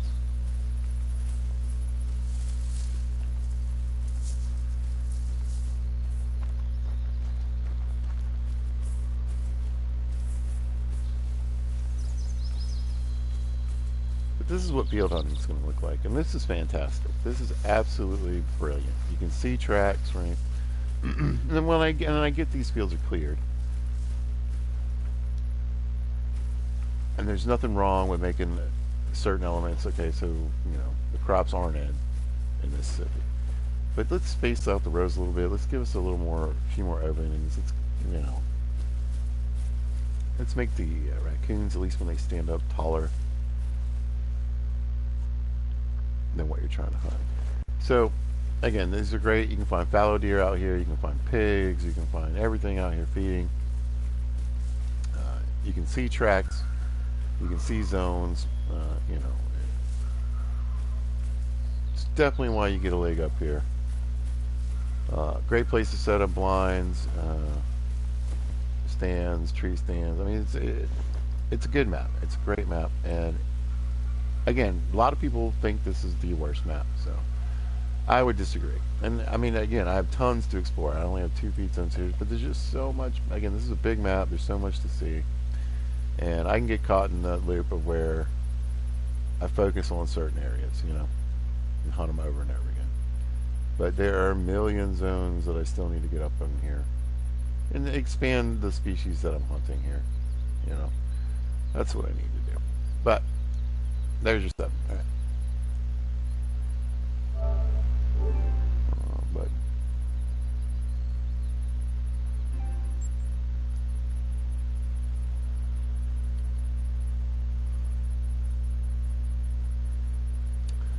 all right. Next up, we are going to Mexico, Rancho del Arroyo. Again, a map that I need to hunt more of, but I'm going to throw this one in there as one of the what I'm considering to be a top 3 beginners map. You're going to be able to hunt the species on this map with your beginning guns. There's just a ton of animals. If you even want to start a grind on day 1, you can do it here instead of Layton Lakes. And I really think you're just going to enjoy yourself a bit more than trying to start on. I wouldn't recommend. Layton Lakes is a beginner's map, but it's also a bit of an intermediate map. And I think this is just a straight up beginner's map. This place is so much fun. And I'm, again, not a ton of hunting here, but what I have done has just been non-stop. It's been amazing. And already developed some routines of places where I just go and hit over and over again. So, uh,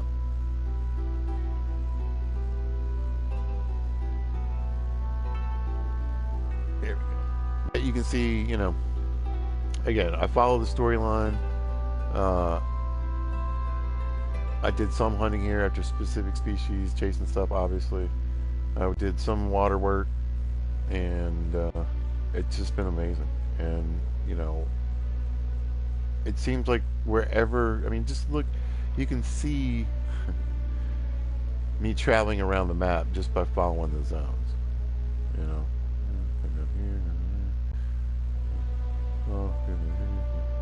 Just walking the roads. I mean, look at all these. Every road just is worth taking a trip down. In different zones, different times. Walk up and down these roads. And there's still tons you can see that I haven't done. But I mean, just look every single road. It's so much fun. So tons to still explore here. The water, funnily enough, I haven't really done as much exploration as I have just walking around. But when I put the time in, you can see there's zones here. There's plenty of hunting. Obviously, I beat this area up pretty good. So yeah, but the main point is that you just got, you know,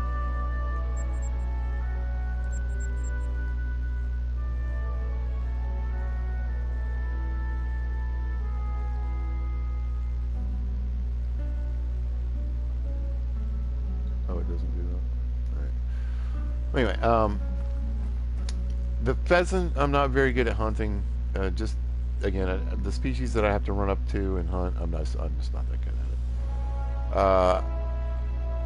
The whitetail hunting here is fantastic, amazing, a lot of fun.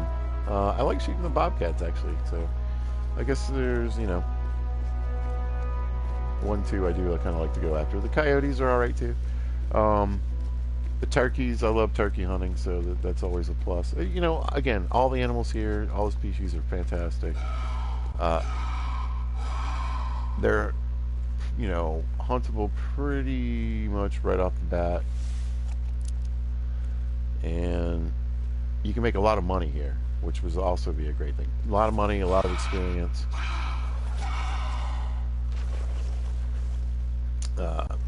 Peccary are fun. You know, there's just a ton of species, a ton of animals. None of them are overly difficult. And, you know, you have species that are stubborn like this, you know. So you just keep creeping in, maybe you can get a shot on them. So, and like I said, for a beginner's map, the species go up to 6, and that's what you start out with. And you can use all those weapons here. Plenty of close-up shots. Brush-wise, I'd say this is probably going to be one of the more difficult of, let's say, the beginner's maps to try.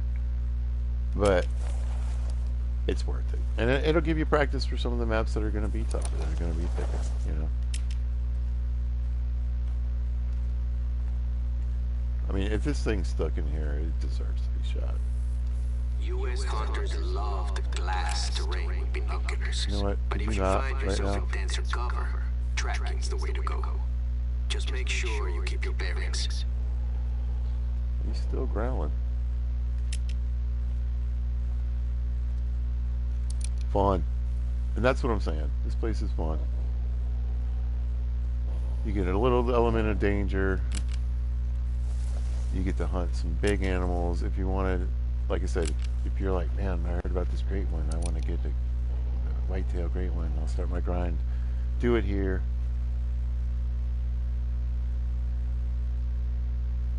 For the whitetail. 100%. 100% recommend. And where is this thing? Is it behind that rock? What am I supposed to do about that?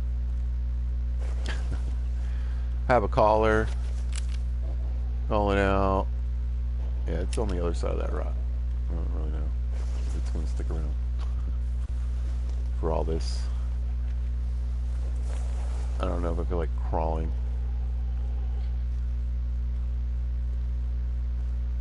It'll be, watch, it'll be the legendary. I'll see it just as it runs away. But yeah, a lot of beautiful days, a lot of sunshine here. You know,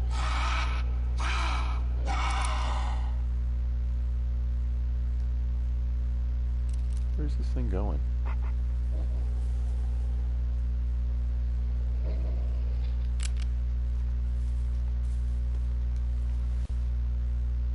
I mean, I don't have the right gun anyway. I saw it. Whatever. It's all Bobcat. But the variety species here, the fact that it only goes up to 6, there's plenty of, you know, just think of all the rabbits you can shoot. Think of all the pigs you can shoot. Think of all, you know, just the huge amount of animals on this map and species that the numbers that they come in, you know, it's really a good beginner's map. Like I said, it would be number 3 in my top 3 beginners map, absolutely. So there's a solid spot. Onward. Let's speed this up. Oof. It's getting tougher now.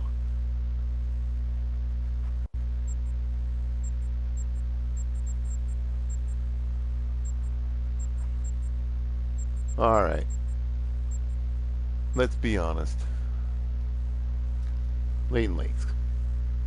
Now this is general. This is the map that you're supposed to start on, right? This is the map, and it's a great map. It's fun. It's one of those maps where I can kind of spend a day here. I can do a planned hunt. I can do a targeted hunt. I can just wander around and shoot things and see what happens. Again, it's a beautiful map. A lot of gorgeous days. Not much rain. You get some, but it's not too bad.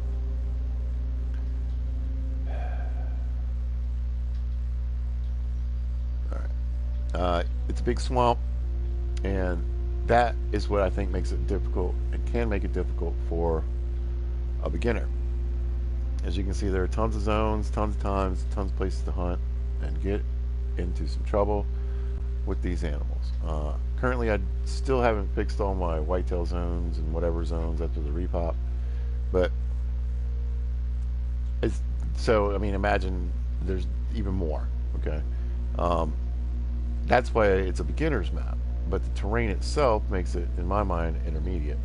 Because what you don't understand is that some of these drink zones are on land, and when you get there, it'll look like land because it's swampy, marshy stuff and reeds. And some of these feed zones out here in the water aren't ducks. They're actually other animals because this is a big land mass. So it can be very confusing walking through here because what you think is water can be land and what you think is land can be marshy water. Also, generally, fast traveling and outposts on here are kind of difficult. You definitely want to think about having tents, and again, that can make things, you know, it affects the rating in my mind.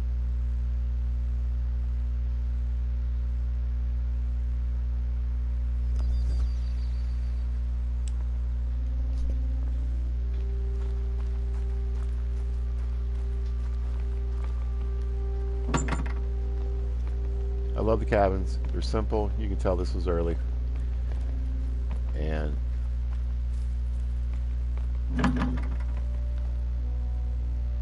I think it just, I really like the look of Leighton Lakes. I really do. The cabins, everything about it. And the mountains, the lakes, the valleys, it's all beautiful. But this stuff, which is amazing to hunt in, can be extremely difficult, especially if you're a beginner. And this is a map where you kind of need to actually learn it just a bit.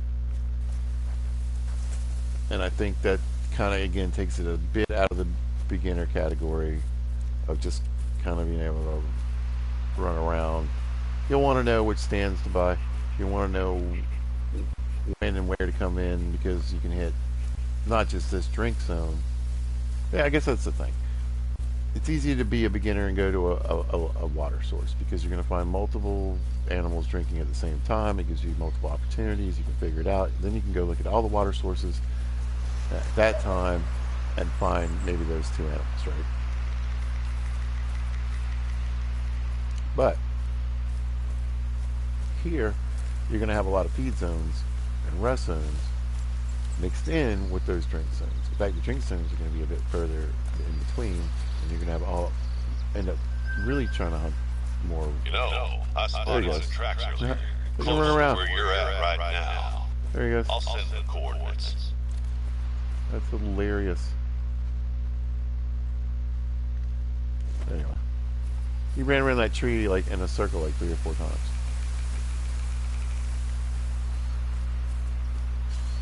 I mean, look at this. This is beautiful. And listen, the moose hunting here is amazing. Species-wise, moose, elk, coyote, rabbits, whitetail. I mean, it just goes on. It's ducks. I mean, there's tons of species here. So, like I said, consider this a beginner place to come to and hunt. I just wanted to spot it. But like I said, terrain can be difficult.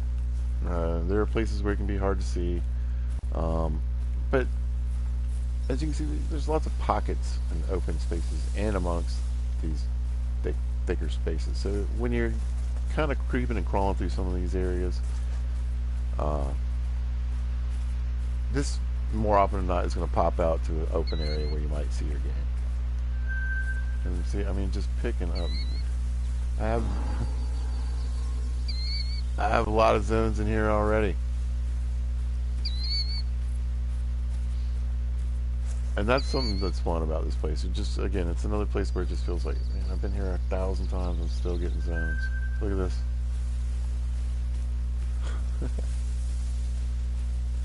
We don't want any problems, ma'am. All right. So once you get out here into the marsh is where it gets tricky on your map. This should pretty much show me on the shoreline, but there are definitely plenty of places in here where that's a sketch. There's also lots of shallows, lots of places where you can get across, but it can be very difficult in certain areas to determine what's marsh, what's ground, what's land, where can I cross.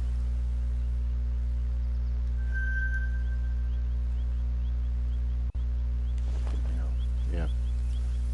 So I guess they changed moose time zones too. Like I said, they're getting ready to repop some new maps too. One of them's Quattro, where I have my Red Deer grind. You know what that means? They're going to reset the population on the map, and that means zones are going to move. You're going to have to refine your zones. Which is why Layton I haven't been to in a long time. Or done as much hunting as I used to do here. But here's a better example. I probably am standing out in the water, maybe? Yeah. This is gonna work. Perfect. Because right now, it looks like I'm out in the middle of the water. But as you can see, I'm on land. And there's no reason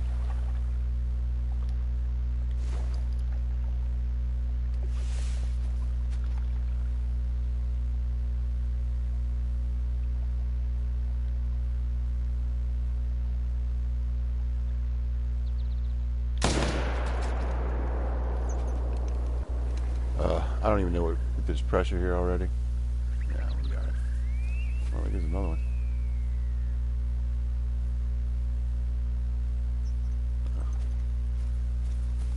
one. So you can't really rely on the map. I'm literally out here, and you might think, oh, I wonder what there's probably nothing on these islands. They're not even islands. It's over here. So this illustrates my point perfectly. What might look like water is land, and what might look like land could be back in here. This especially is going to be a big pile of water. You can see this might look like water, but it could be a big swampy, marshy mess. It's really confusing. And again, spend time here, do a lot of hunting here. That's great. But remember, if you aren't starting without the DLC, and even if you are, you're still not going to have the 300. You need to get the 7mm, which is going to take a minute. You're not going to be able to hunt everything on this map.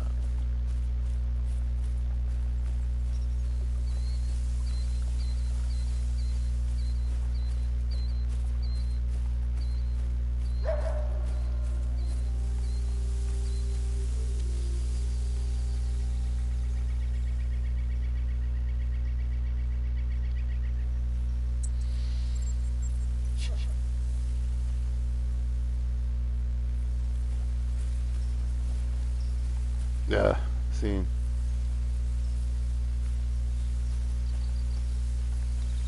There he is. He's a better color for the north. Aren't you, buddy? You're a Yukon dog right now.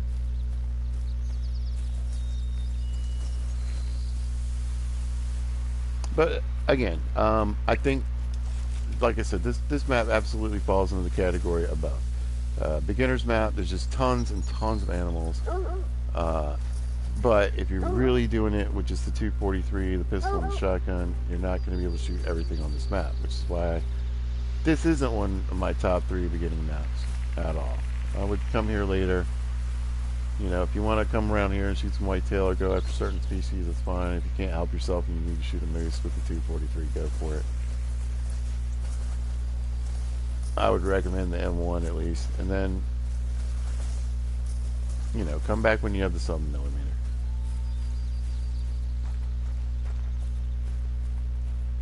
The 303.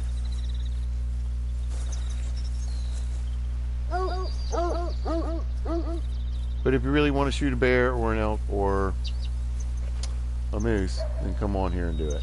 We just messed the shot up. Blah. Blah. It's only 166 yards. Embarrassing. Oh well. I'm crushed. Someday I might get over it. Alright, where are we going next? So we this was number 5? Uh-oh. Why do I keep doing that?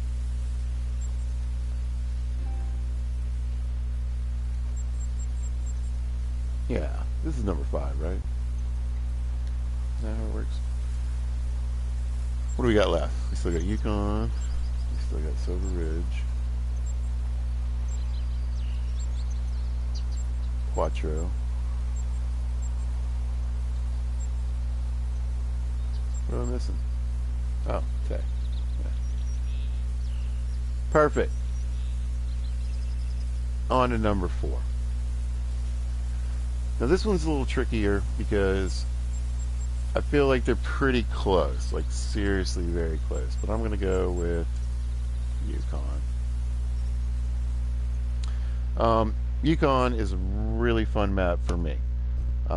It combines certain things that I like, and I think it does it well. In fact, it does it better than the map in the spot after this one.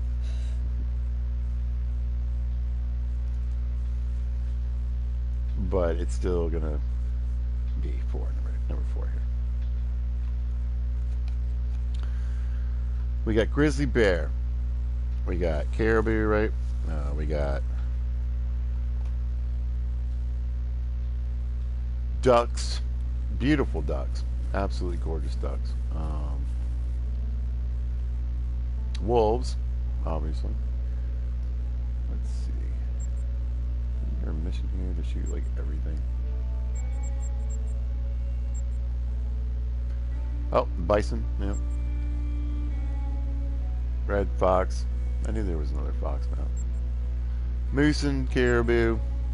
Wolves, yeah. And the harlequin duck. And this is, you know, again, as far as a beautiful map, incredible. So stunning. One of the prettiest maps in the game, without a doubt. There's even a train, people.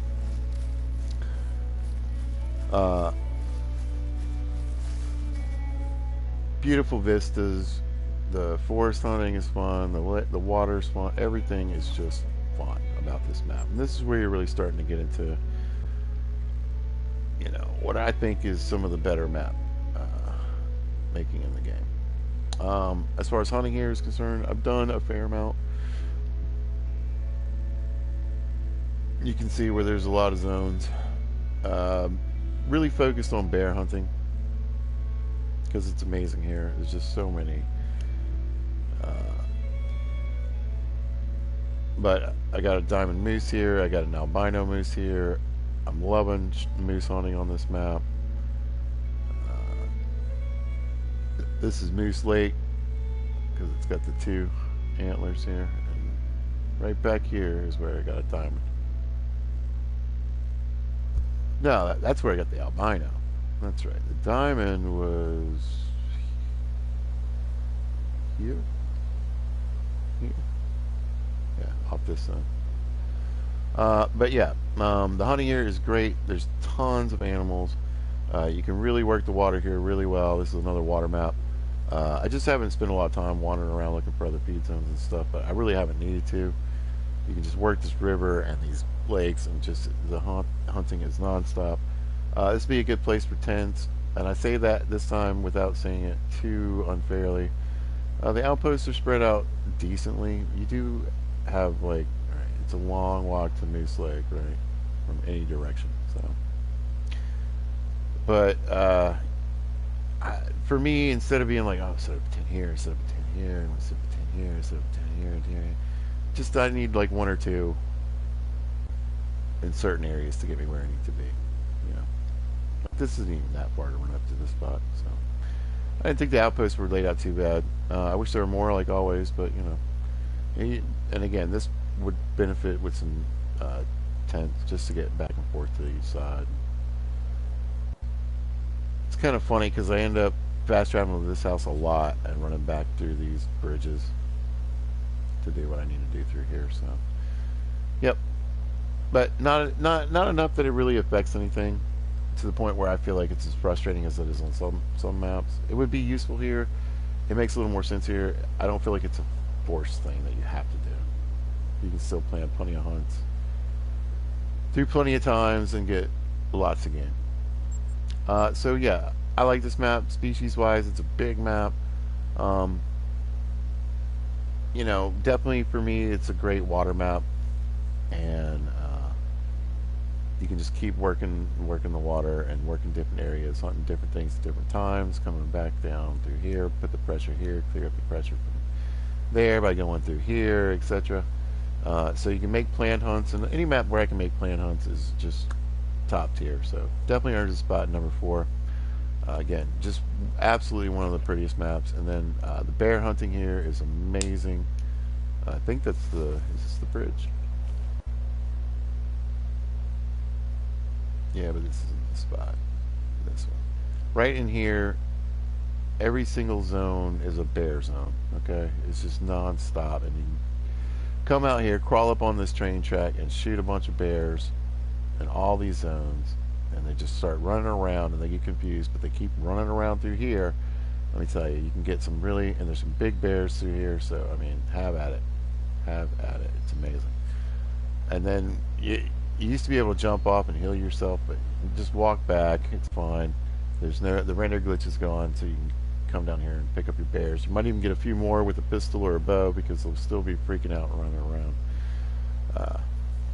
Yeah. And ducks are amazing to hunt through here. You can just walk this entire river and blow out zones, get new zones, and it's just fantastic. So love this map. Big diamonds. And then the other big thing I want to say proper respect for are the wolves. I think the wolves handled very well on this map, unlike Quattro Colinas. You know that Quattro Colinas has beat this map and has actually made it obviously into the top 3. Am I miscounting? Anyway, But there are other reasons why I like that map, and I'll get to that in a second. But the wolf hunting here is fantastic. You can find them in their zones, on their drink zones, uh, midnight to 3, and then what's their other one?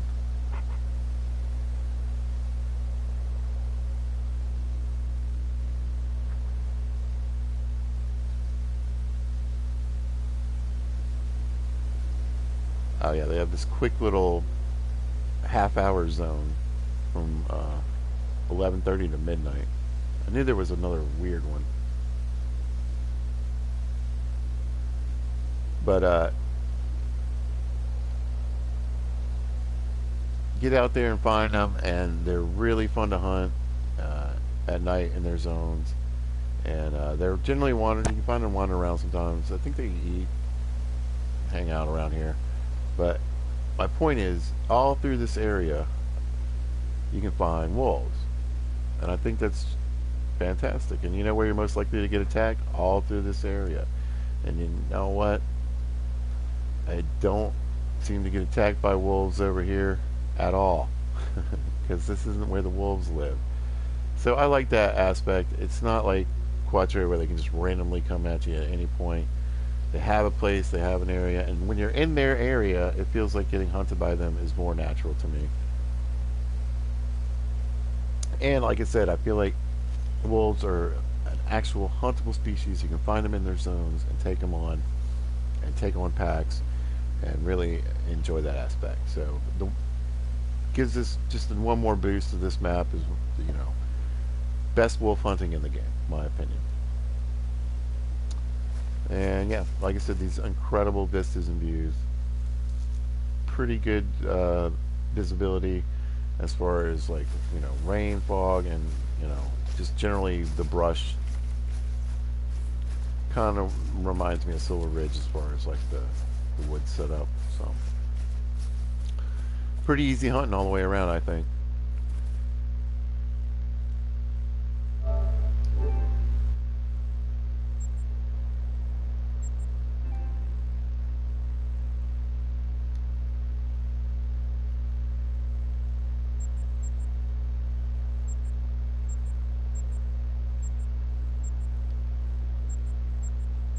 Yeah, we're down to the top 3. Alright, next up, obviously, is going to be Quattro Colinas.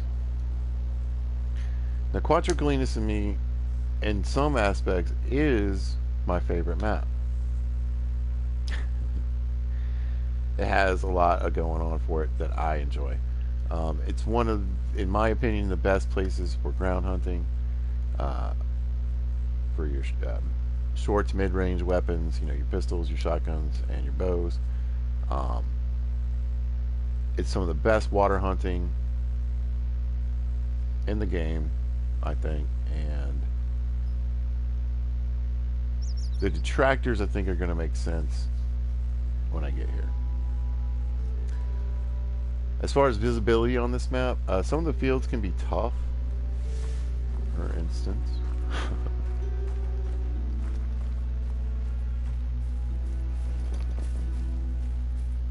this isn't too bad.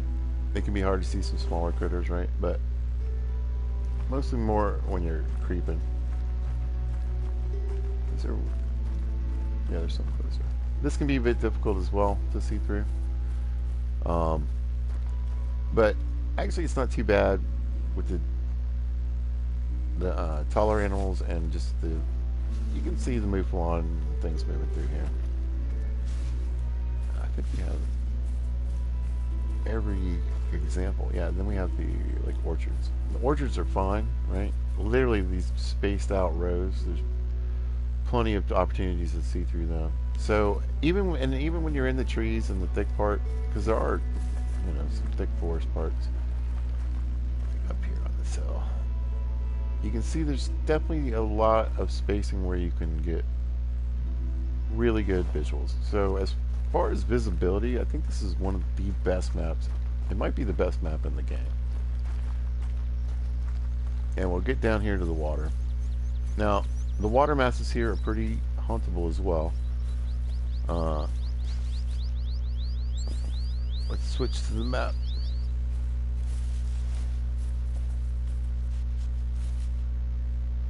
So you can see I've done a lot of hunting here. There's going to be multiple zones, probably more than 2 on all those zones. And what's nice about this map is that there's a lot of species out at the same time in the morning. I like to come down at 5:30, and you'll have roe deer, red deer, mouflon, ibex, and you'll have the ever-present threat of wolves.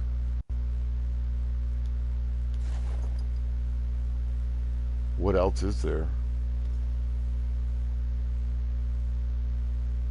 Now the ibex, I think, are the Gredos ibex. So you don't get all of those, but you do if you spend time running around and shooting these lakes, because as you can see, they're pretty far. You're not going to be able to spot everything. You're going to have to actually work the lake. You'll roll into later time zones and roll into more ibex. And the mouflon will go like to wherever they're going. Watch this be like a diamond potential road here. 74 is not bad, but not diamond.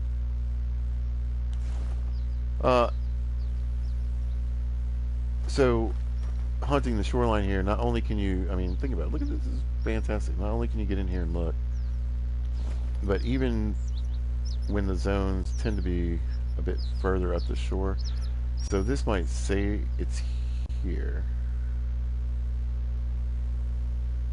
Come on, pizza. And this is pretty much the rule of thumb. Now, occasionally they'll be right up on the shore, but they're usually not. But it doesn't kind of matter, I guess is the point I'm going to make. Your biggest enemy on this map is going to be the wind. So they're going to be up about here more often than not. And while there's some brush and some trees, I mean, look how easy this is to hunt. I'm still, let's say we're 23, counting down. Once we get to the 100-yard mark, we're into the zone, right? We're 100 yards off the center of the zone.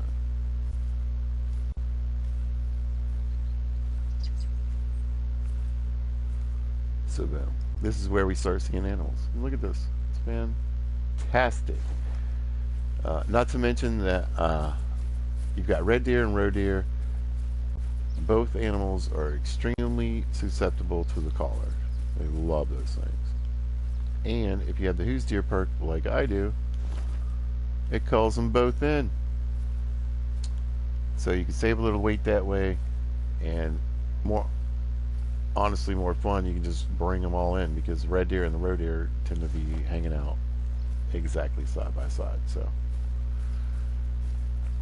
on a day like today, if I was here at the right time, I just walk this shoreline all the way down with a bow, or come in, actually shoot this guy. That's what I usually do.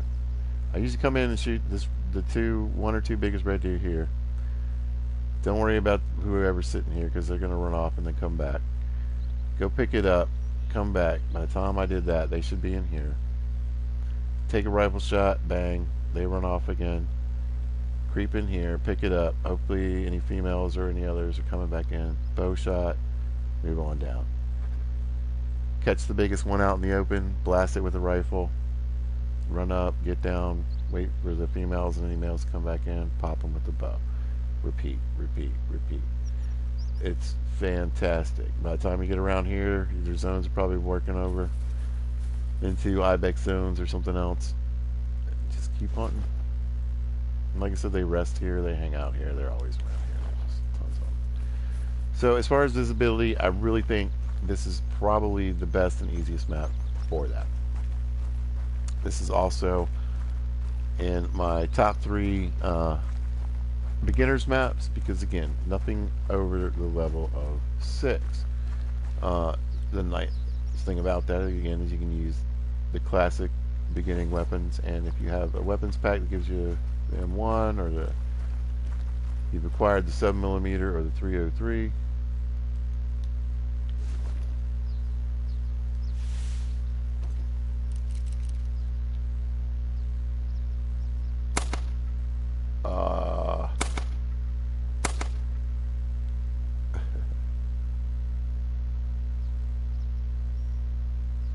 He's over hill.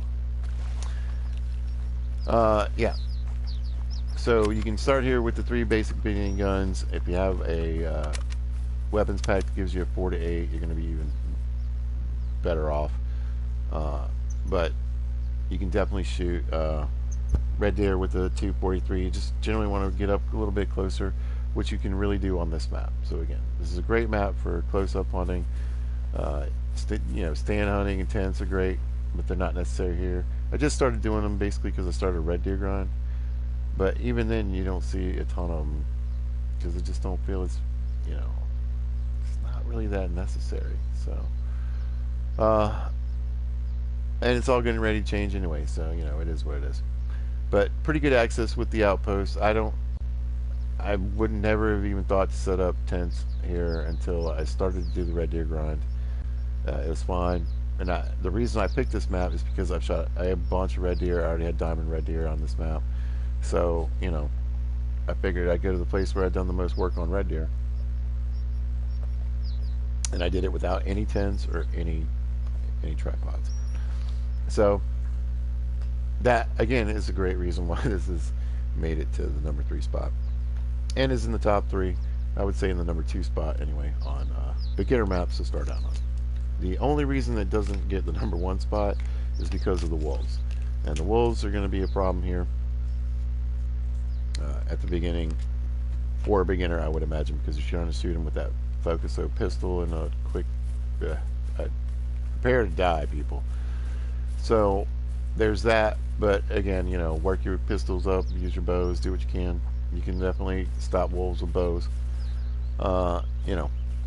It's a good place to make good money, and that's the other thing. Red deer make incredible money. A good male is going to make you like up between 11 and 1,500, and then a good female, most females come right around $1,000 if you get a decent shot into them. So think about that. That's a ton of money, especially when you're first starting out with animals that you can take down with the proper gun, and the proper ammo. Get those polymer tips. Get those. You get that penetration though. You're gonna want that, and I would say get within 150 yards, 175 yards when you can. You can take those long shots, but make sure you're going broadside into one long. If you're doing out to like 300 or so. But gorgeous map. Not a drop of rain. It rains sometimes, but not really. Stunning views. Again, a beautiful map. Has kind of like that. It definitely has. Well, it doesn't have a Spanish feel. It is Spanish, and it's just. I like the landmarks on here, the buildings. There's not too much in hunting stands, but there's definitely more than we're getting in the newer DLCs. I bought most of them. If you see one that I haven't bought, it's because I'm like, eh. There's probably a reason for it. I just haven't figured it out. But yeah, great place. I'm addicted to the water here, the lakes here. I have so much fun, and I love short range shooting, and this has just been the place to do it. So, and it has red deer on it, and which are one of my favorite species. And roe deer are just fun to shoot. So you can tell I'm a fan. All right, gotta get moving. This is like a 5-hour video. Let's go. Yeah. All right. Sorry, what I'm really doing is checking time.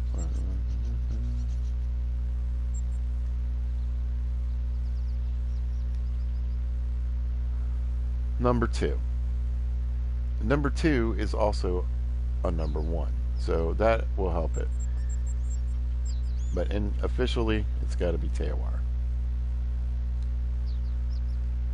Second best map in the game, in my opinion, and the first map, or the best map for a beginner, 100%.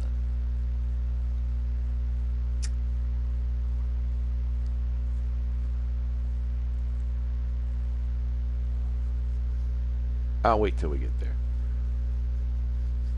Let the suspense build. But those guys are part of the reason why it's one of the best beginner maps.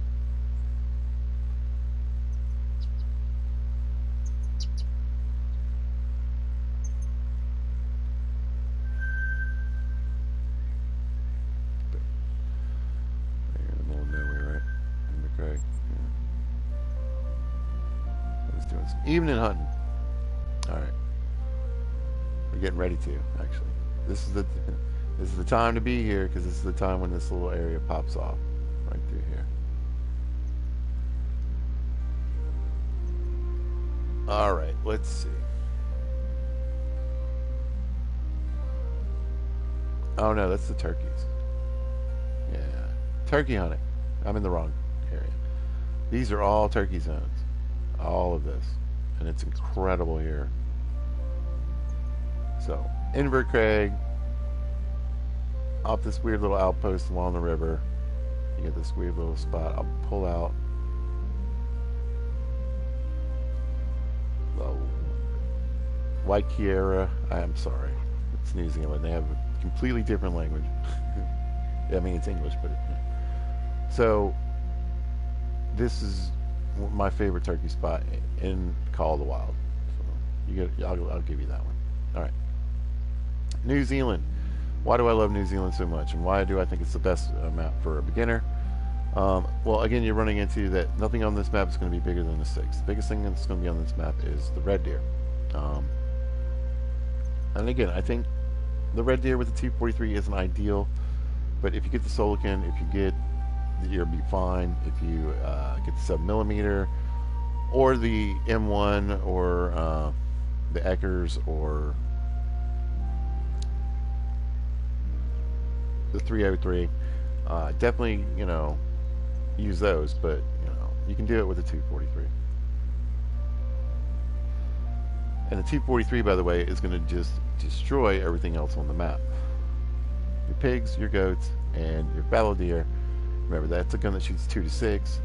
I have no problem dropping pigs at range, fallow deer at range, and goats. So they're a little soft target. They're a bit of a softer target if you think of it that way. So definitely 3s and 4s are just 2s, 3s, and 4s are fantastic with the 243.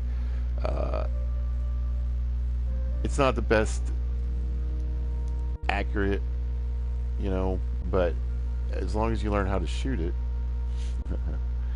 let's just say that, it should be fine. All right. Another reason the water here is perfectly fantastic to hunt. You'll get tons of feed zones as well that you'll be able to work through. But what I like about this map is that you can really kind of plan a day. You can plan hunts after specific species. They sort of have their areas, and I'll demonstrate that here with this lake here for just a second. But I just want to say, so I do a hunt here. This is where I like to start in a morning hunt.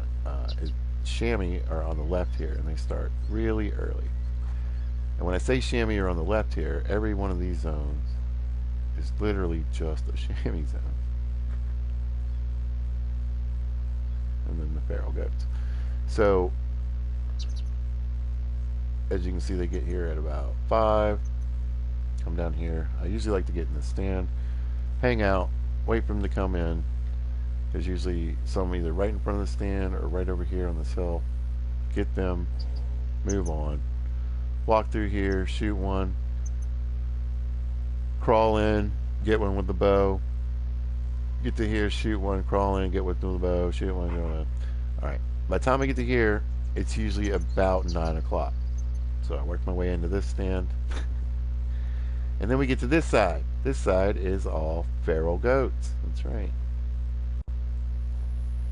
And you'll never guess what. I wait here until the goats come in. I've either got some here or here. Sometimes they just walk right in front of the stand. That's always fun.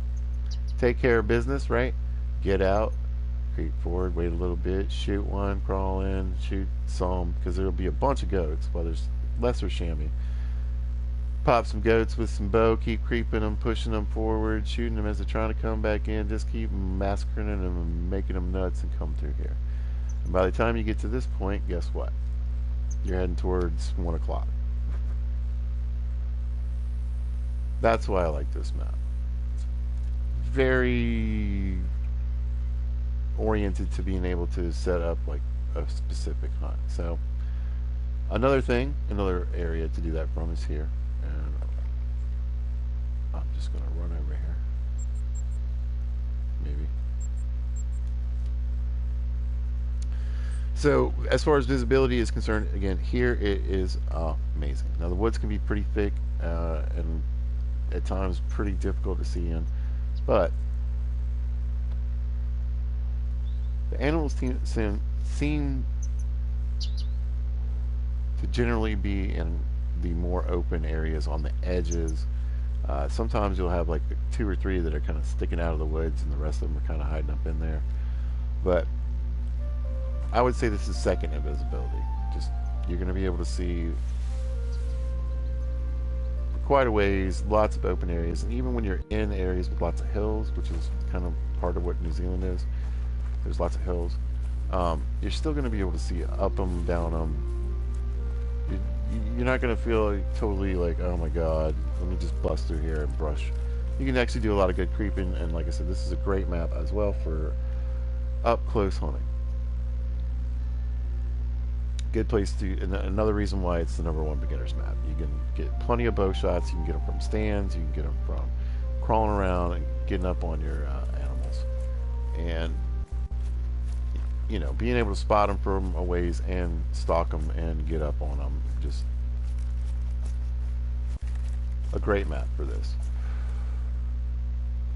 So here I usually get up about 6 o'clock in the morning, 6:30, and all these zones are goat zones, and there are a lot of goats. I mean, just a lot. There's a few turkey in here too, but with just these few zones, there'll be 30, 50 goats in here in the morning, right? And they also drink somewhere down here. But I get up and I shoot a bunch of goats, and you can see that's what was going on, and then do that until about 8:30, 9 o'clock. Then I come down here, and you'll see I have a tripod set up and a tent, and at 9:30 my fallow deer come on, and this is a split zone with about 15 fallow deer, with about 5 or so on the left here, and then about 10 up here on the hill. There's usually 2 to 5 males that can be shot, and fallow deer are just about as dumb as roe deer. You can shoot 2 of them, they'll run away, they won't even go that far, they might go like barely 100 yards, they come right back in, even the big males, and you could just wail on them.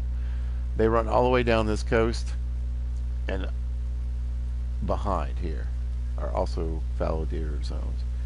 I've blown a bunch of them out. I need to get back in here, but it's just so hard not to blow zones through here. That's why I do have some tripods set up in here in tents. Then I fast travel down here, blast these guys. Oh yeah, shoot these guys, get what you get. Eventually you got to get in here and run in and pick them up. Maybe pop a few with the bow. Go to the tent, get down to the tripod, shoot these guys. Fast travel to this house, creep in here, try to get these guys with a bow. And then I used to have a zone here, but I blew that out not too long ago. But it's healed now, so maybe it'll come back. Shoot across into here and get these guys, and then creep through to go pick up the ones I left here. Generally speaking, these, when they come off their zone, walk through this way and this way, and you can catch them back in this area. So just again, a whole portion of the map that's fallow deer. Once that's done, we're heading towards noon, 1 o'clock. Usually I'll come over here and just kind of wait for a little while, and then start walking out, and then catch the feral pigs out here. And this is a continuation of the same day, right? And then that works into the fallow deer, and we go on a pig and fallow deer hunt, which you can see the remnants of all through here.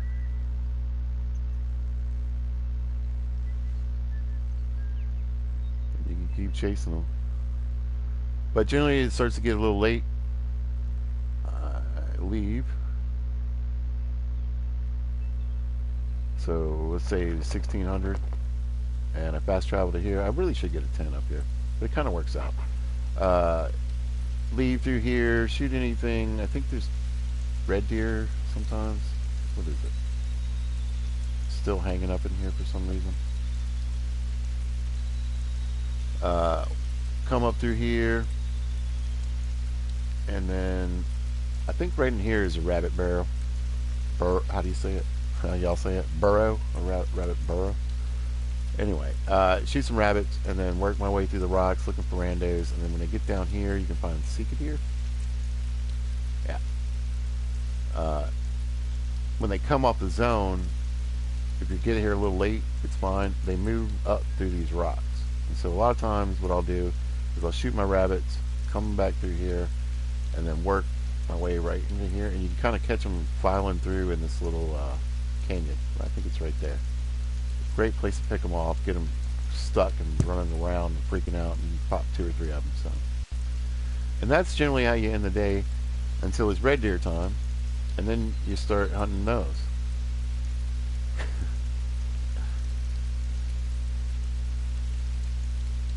This is Missy Sika. There's a few red deer up in here, as you can see. And then you hunt those until, what's that? 21:30 is 9:30, and I don't even know what you do after that. So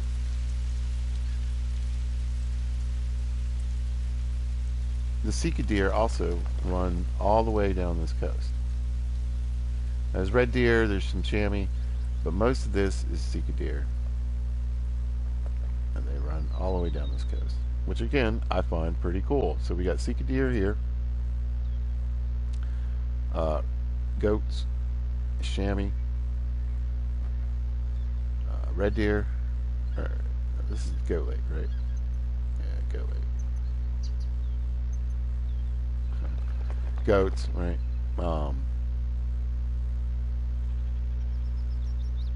More fallow. There's so many fallow deer. I love fallow deer. You'll see tons of fallow deer zones. Red Deer Lake. So you'll get an idea of where everything is. You can get an idea of when and where to hunt, and you can plan out your hunts very specifically, or you can randomly run around and you'll find tons of zones and tons of animals too. So the other thing is that there's a lot of pigs, there's a lot of goats, there's a lot of fallow deer, there's a lot of red deer. You see the point? And there's a ton of turkeys too. So you're going to have lots of opportunities and lots of animals to put shots on. This is a great place again for long shots and getting up close, because you've got just amazing visibility here. But I do want to point out this part right here. Be prepared for the rain. This is one of the rainiest maps, but again, way better than Mississippi. Hopefully Mississippi will end up being a bit more like this place. Hopefully they don't cheese it too much. But you still, well, I don't know, maybe it needs a little extra cheesing just because of the thickness of the brush. But more often than not, this is going to mess up a long shot here than it is really your close-up shot. But seriously, get out. I mean, the goats are everywhere. It's ridiculous, especially in the morning. And you're gonna see them just crossing roads. You'll be like, oh my god, look at all these goats, and then you'll there'll be like another herd here, and then there'll be another herd here. It's just nuts, and you're blast all day. So a lot of opportunities for experience, a lot of opportunities for cash, because fallow deer pay well too. They don't pay as well as red deer, but they pay pretty well. I think you're around 800 to 900, pretty much per animal. So good money makers, lots of animals to shoot for experience, a great map to get your your shotguns, your pistols, and your bows up, or if you want to play with that lever action or any of the other, not your long range weapons, come here and boost that experience. I will say the missions pay well here, but there is a broken mission that you got to be careful, and you've got a storm that comes, and you've got to go to the cabin. And when you get there, it'll make sense if you're doing this. That you'll see that you can interact with stuff. Don't do anything but go do what it tells you is to go in the cabin. Do that first, and there's a chance you won't break it. If you break it, I feel sorry for you. It's a massive headache to get fixed, but I eventually got it fixed. But imagine a never-ending storm that follows you around on every single map. So every day is raining. Any map, except for Silver Ridge for some reason. But if I left Silver Ridge back to the storm, it was a nightmare. And then again, the turkey I pointed out are over here, and again, it's just ridiculous. There's huge flocks. You can get down here and probably spot, 30 or 40 turkeys, and they're all over. Nice big piles of them sitting on a hill. What I like to do is get halfway out on this bridge, kind of hop up on the ledge. You're still about 200 plus yards away from the turkeys, but if you know how to shoot the 22 long rifle, then you can pop 3 with no problem. So, excellent map. Number 2 on my list of favorite things and favorite maps to hunt, and also absolutely the best map for a beginner. 100% think so. And that leads us to us obvious number 1, Silver Ridge Peaks, for me personally. But since it's obvious because it's the only one I haven't talked about. I said that and I was like, man, it's not going to be obvious for some people because they might hate this map, or it's like they're number 4, or no. It's obvious because I picked all the other ones, and this has to be number 1 because it's the only one I haven't talked about, and I believe it's where I started.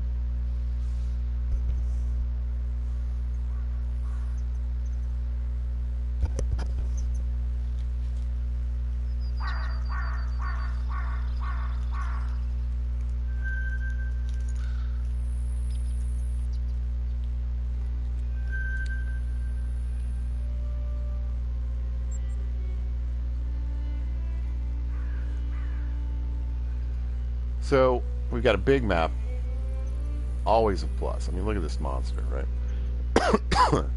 And the water is fun to hunt.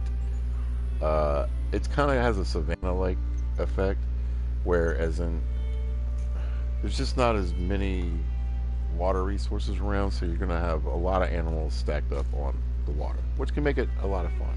And I guess Medved too is going like that too on the frozen lakes. But I find hunting here to be really enjoyable at feed zone times. And as you can see, there's a lot of feed zones. Not that I don't hunt the water too. It's just that this map is just way more fun and easier to hunt. Feed, rest zones. And you can work the water into it as well when you're doing it, but yeah. Every hunt here feels brand new, and every hunt here is just, I'm just waiting for it just always seems to improve and get better. I've got a ton of zones, but let me tell you what, there's still a bunch. It just never stops on this map. It seems like every time I'm like, well, I haven't really explored this zone. Like, look at this area, right? This is a bit more recent. Because I had a few zones up here. But I was like, yeah, I bet there's more. And then boom, look at it. It's probably still not filled out.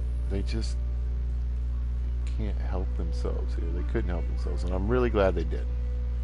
I mean, like, you can see the path I took in and walked around. And just everywhere you walk, it's like footprints on zones, are like little footprints on this map. It reminds me of Rancho. That's why it's another great map. But man, let me tell you, it is just ridiculous, and so much fun to hunt here because this is one of the best maps in my mind, where you can just go out, pick a direction, and you're gonna find something at some point multiple somethings, and it might be a diamond, it might be an albino, it might be a piebald, it could be anything here. You just the possibilities always feel endless here. I love this map. Most days look like this too, and I lived in Colorado and for about 2 years, and man, it when you get there, it takes a minute, and then you start like, man, it hasn't rained in a while, and 300 days of sunshine a year where I live. So only 65 days of precipitation. Remember, that's not necessarily rain. That's snow too. So it's mostly snow. So, it is a gorgeous place. Man, I've been to places like I went to a wedding on a mountainside right by a pristine, beautiful, clear lake. It just blows your mind. Oh yeah, we're up right today. But get in there. I want to show you what happened. I think this is the one. It's got to be. So here's the story. I went and started this game. I accidentally messed my head up because I started watching videos about this game before I played it, which is fine, which is I call research. I wanted a hunting game. I wanted something, I'd been playing a lot of survival games. I wanted something less serious. I didn't want to have to worry about drinking water and eating food and starting fires and gathering wood. I did want to hunt, and I used to love the Cabela's games. I played all of them up until a point, up until they started getting into, I don't know. The last one I played was like an African safari game, and it was just about lions attacking you constantly. I don't know. That was it for me. Other than that, I've tried a few along the way, but nothing that really intrigued me or looked that good. So I had seen a couple videos, and I thought, man, this game looks good, and the hunting looks Tracks are good. my go-to source for insight into animals in the This guy, reserve. he's one of the other ones that has to have a whole speech every single time. You can learn a lot I don't need about this. them I don't need before every. you ever spotted anything. Just one time would have been great. All right.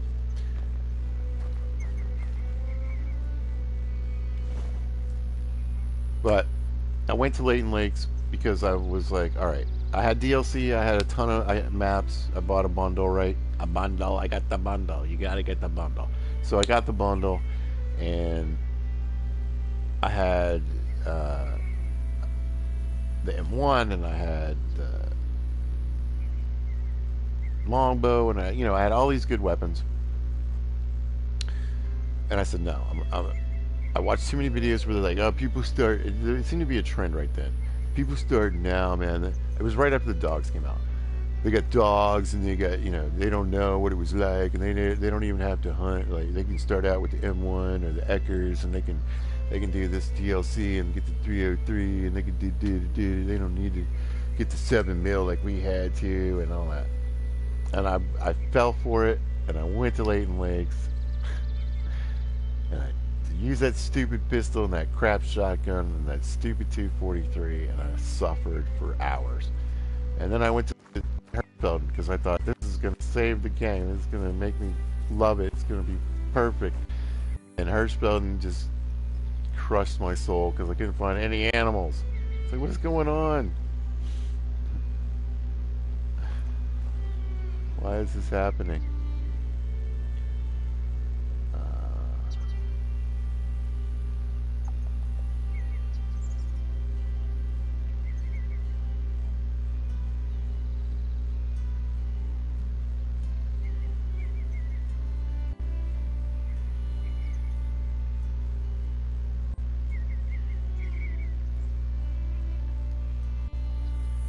This can't be it.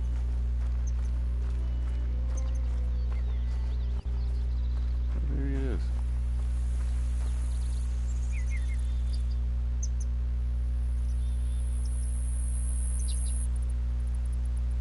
Maybe it's this one. I'm looking for a specific place for to make a point. So I did it, and I hated it. I kept shooting moose with a 243. I kept shooting bears and elk with a 243. I swore I wouldn't use the dog, and so I'm trying to track. And as far as tracking was concerned, Jesus, I was terrible at it. I didn't have any perks. I didn't have anything going on for me. I just kept wounding all these animals. Yeah, this is the right one. And I just felt awful, and it was making me nuts. So I went to Hirschfeld in hopes that I could shoot some animals, which I couldn't because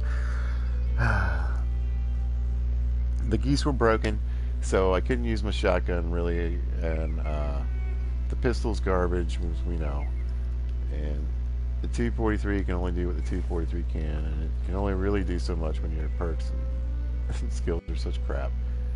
Uh, I didn't use a bow or anything because I didn't really think about it, and I was wrecking zones and just mostly just tracking animals that I wounded. So I came to Hirschfeld, and that turned into a nightmare because I couldn't find any animals, and I was like, what is going on? Why are they punishing me? There were plenty of animals in Layton. I just wasn't killing them and killing them with the proper animal or ammo or gun, and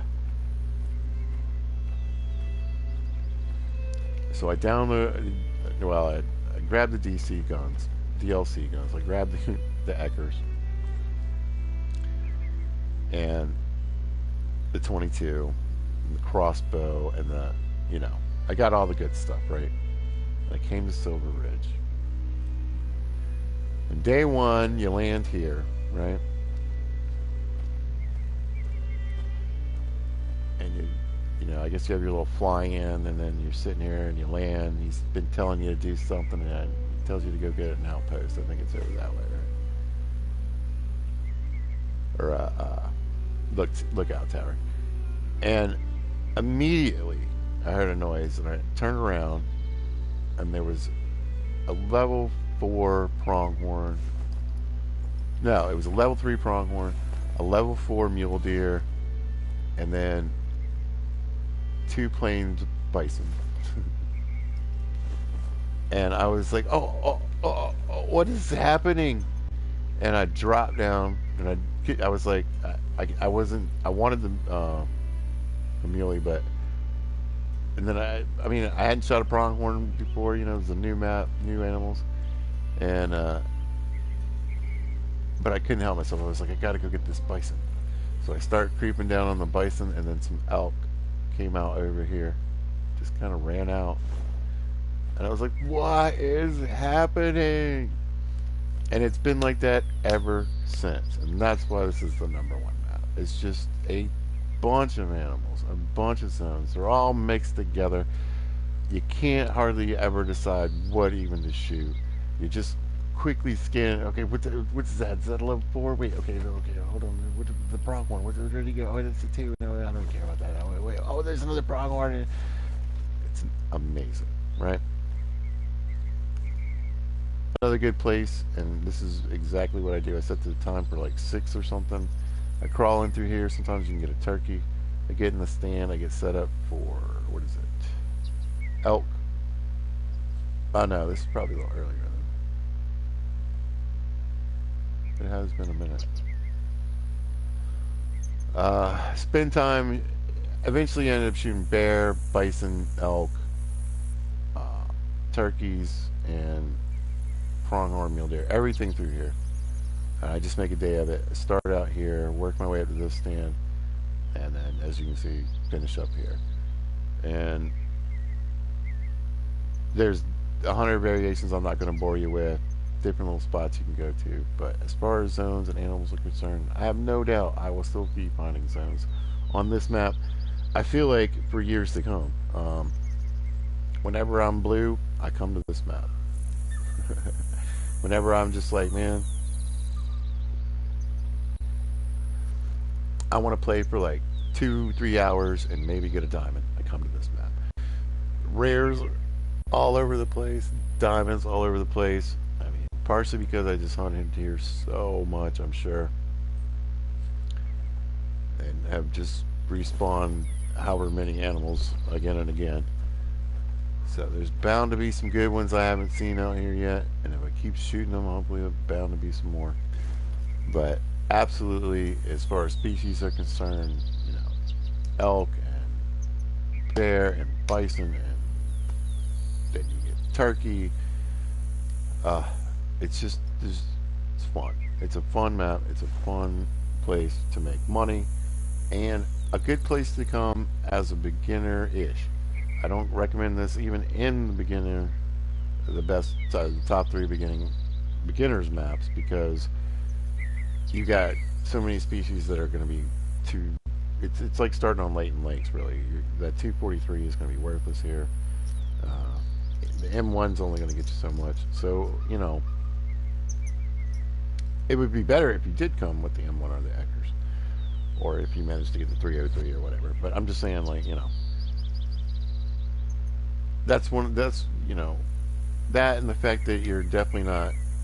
You can hunt water here, which is always great for beginners tactic, but you really want to learn a lot of varied zone times. So you want to know that at this lake you want to be here for the drink zone and this tree stand at 5:30, because the bears will be in here feeding at 6, and the pronghorn are going to come in here at 7 for a rest.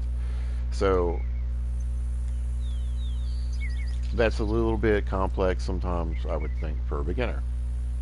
But if you come with that in mind, and you got that kind of mindset, then go for it. I think this would be a good beginning map. You can definitely do a lot more damage with the M1 or the Eckers if you get those. But I would prefer to either have the 7mm and the 300, so you can shoot them bison, baby.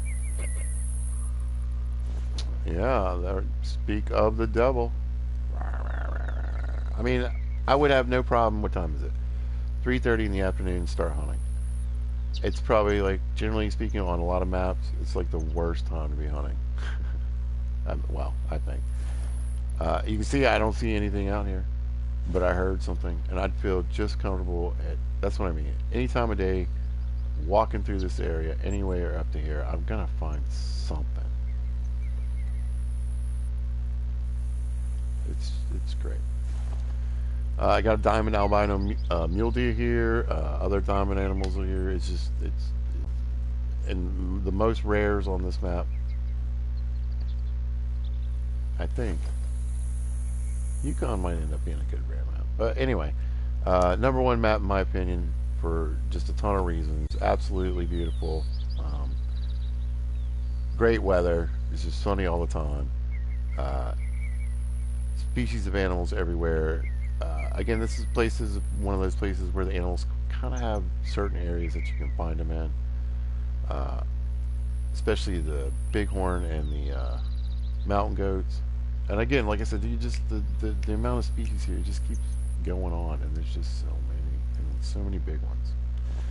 So, my favorite place to hunt and Call of the Wild.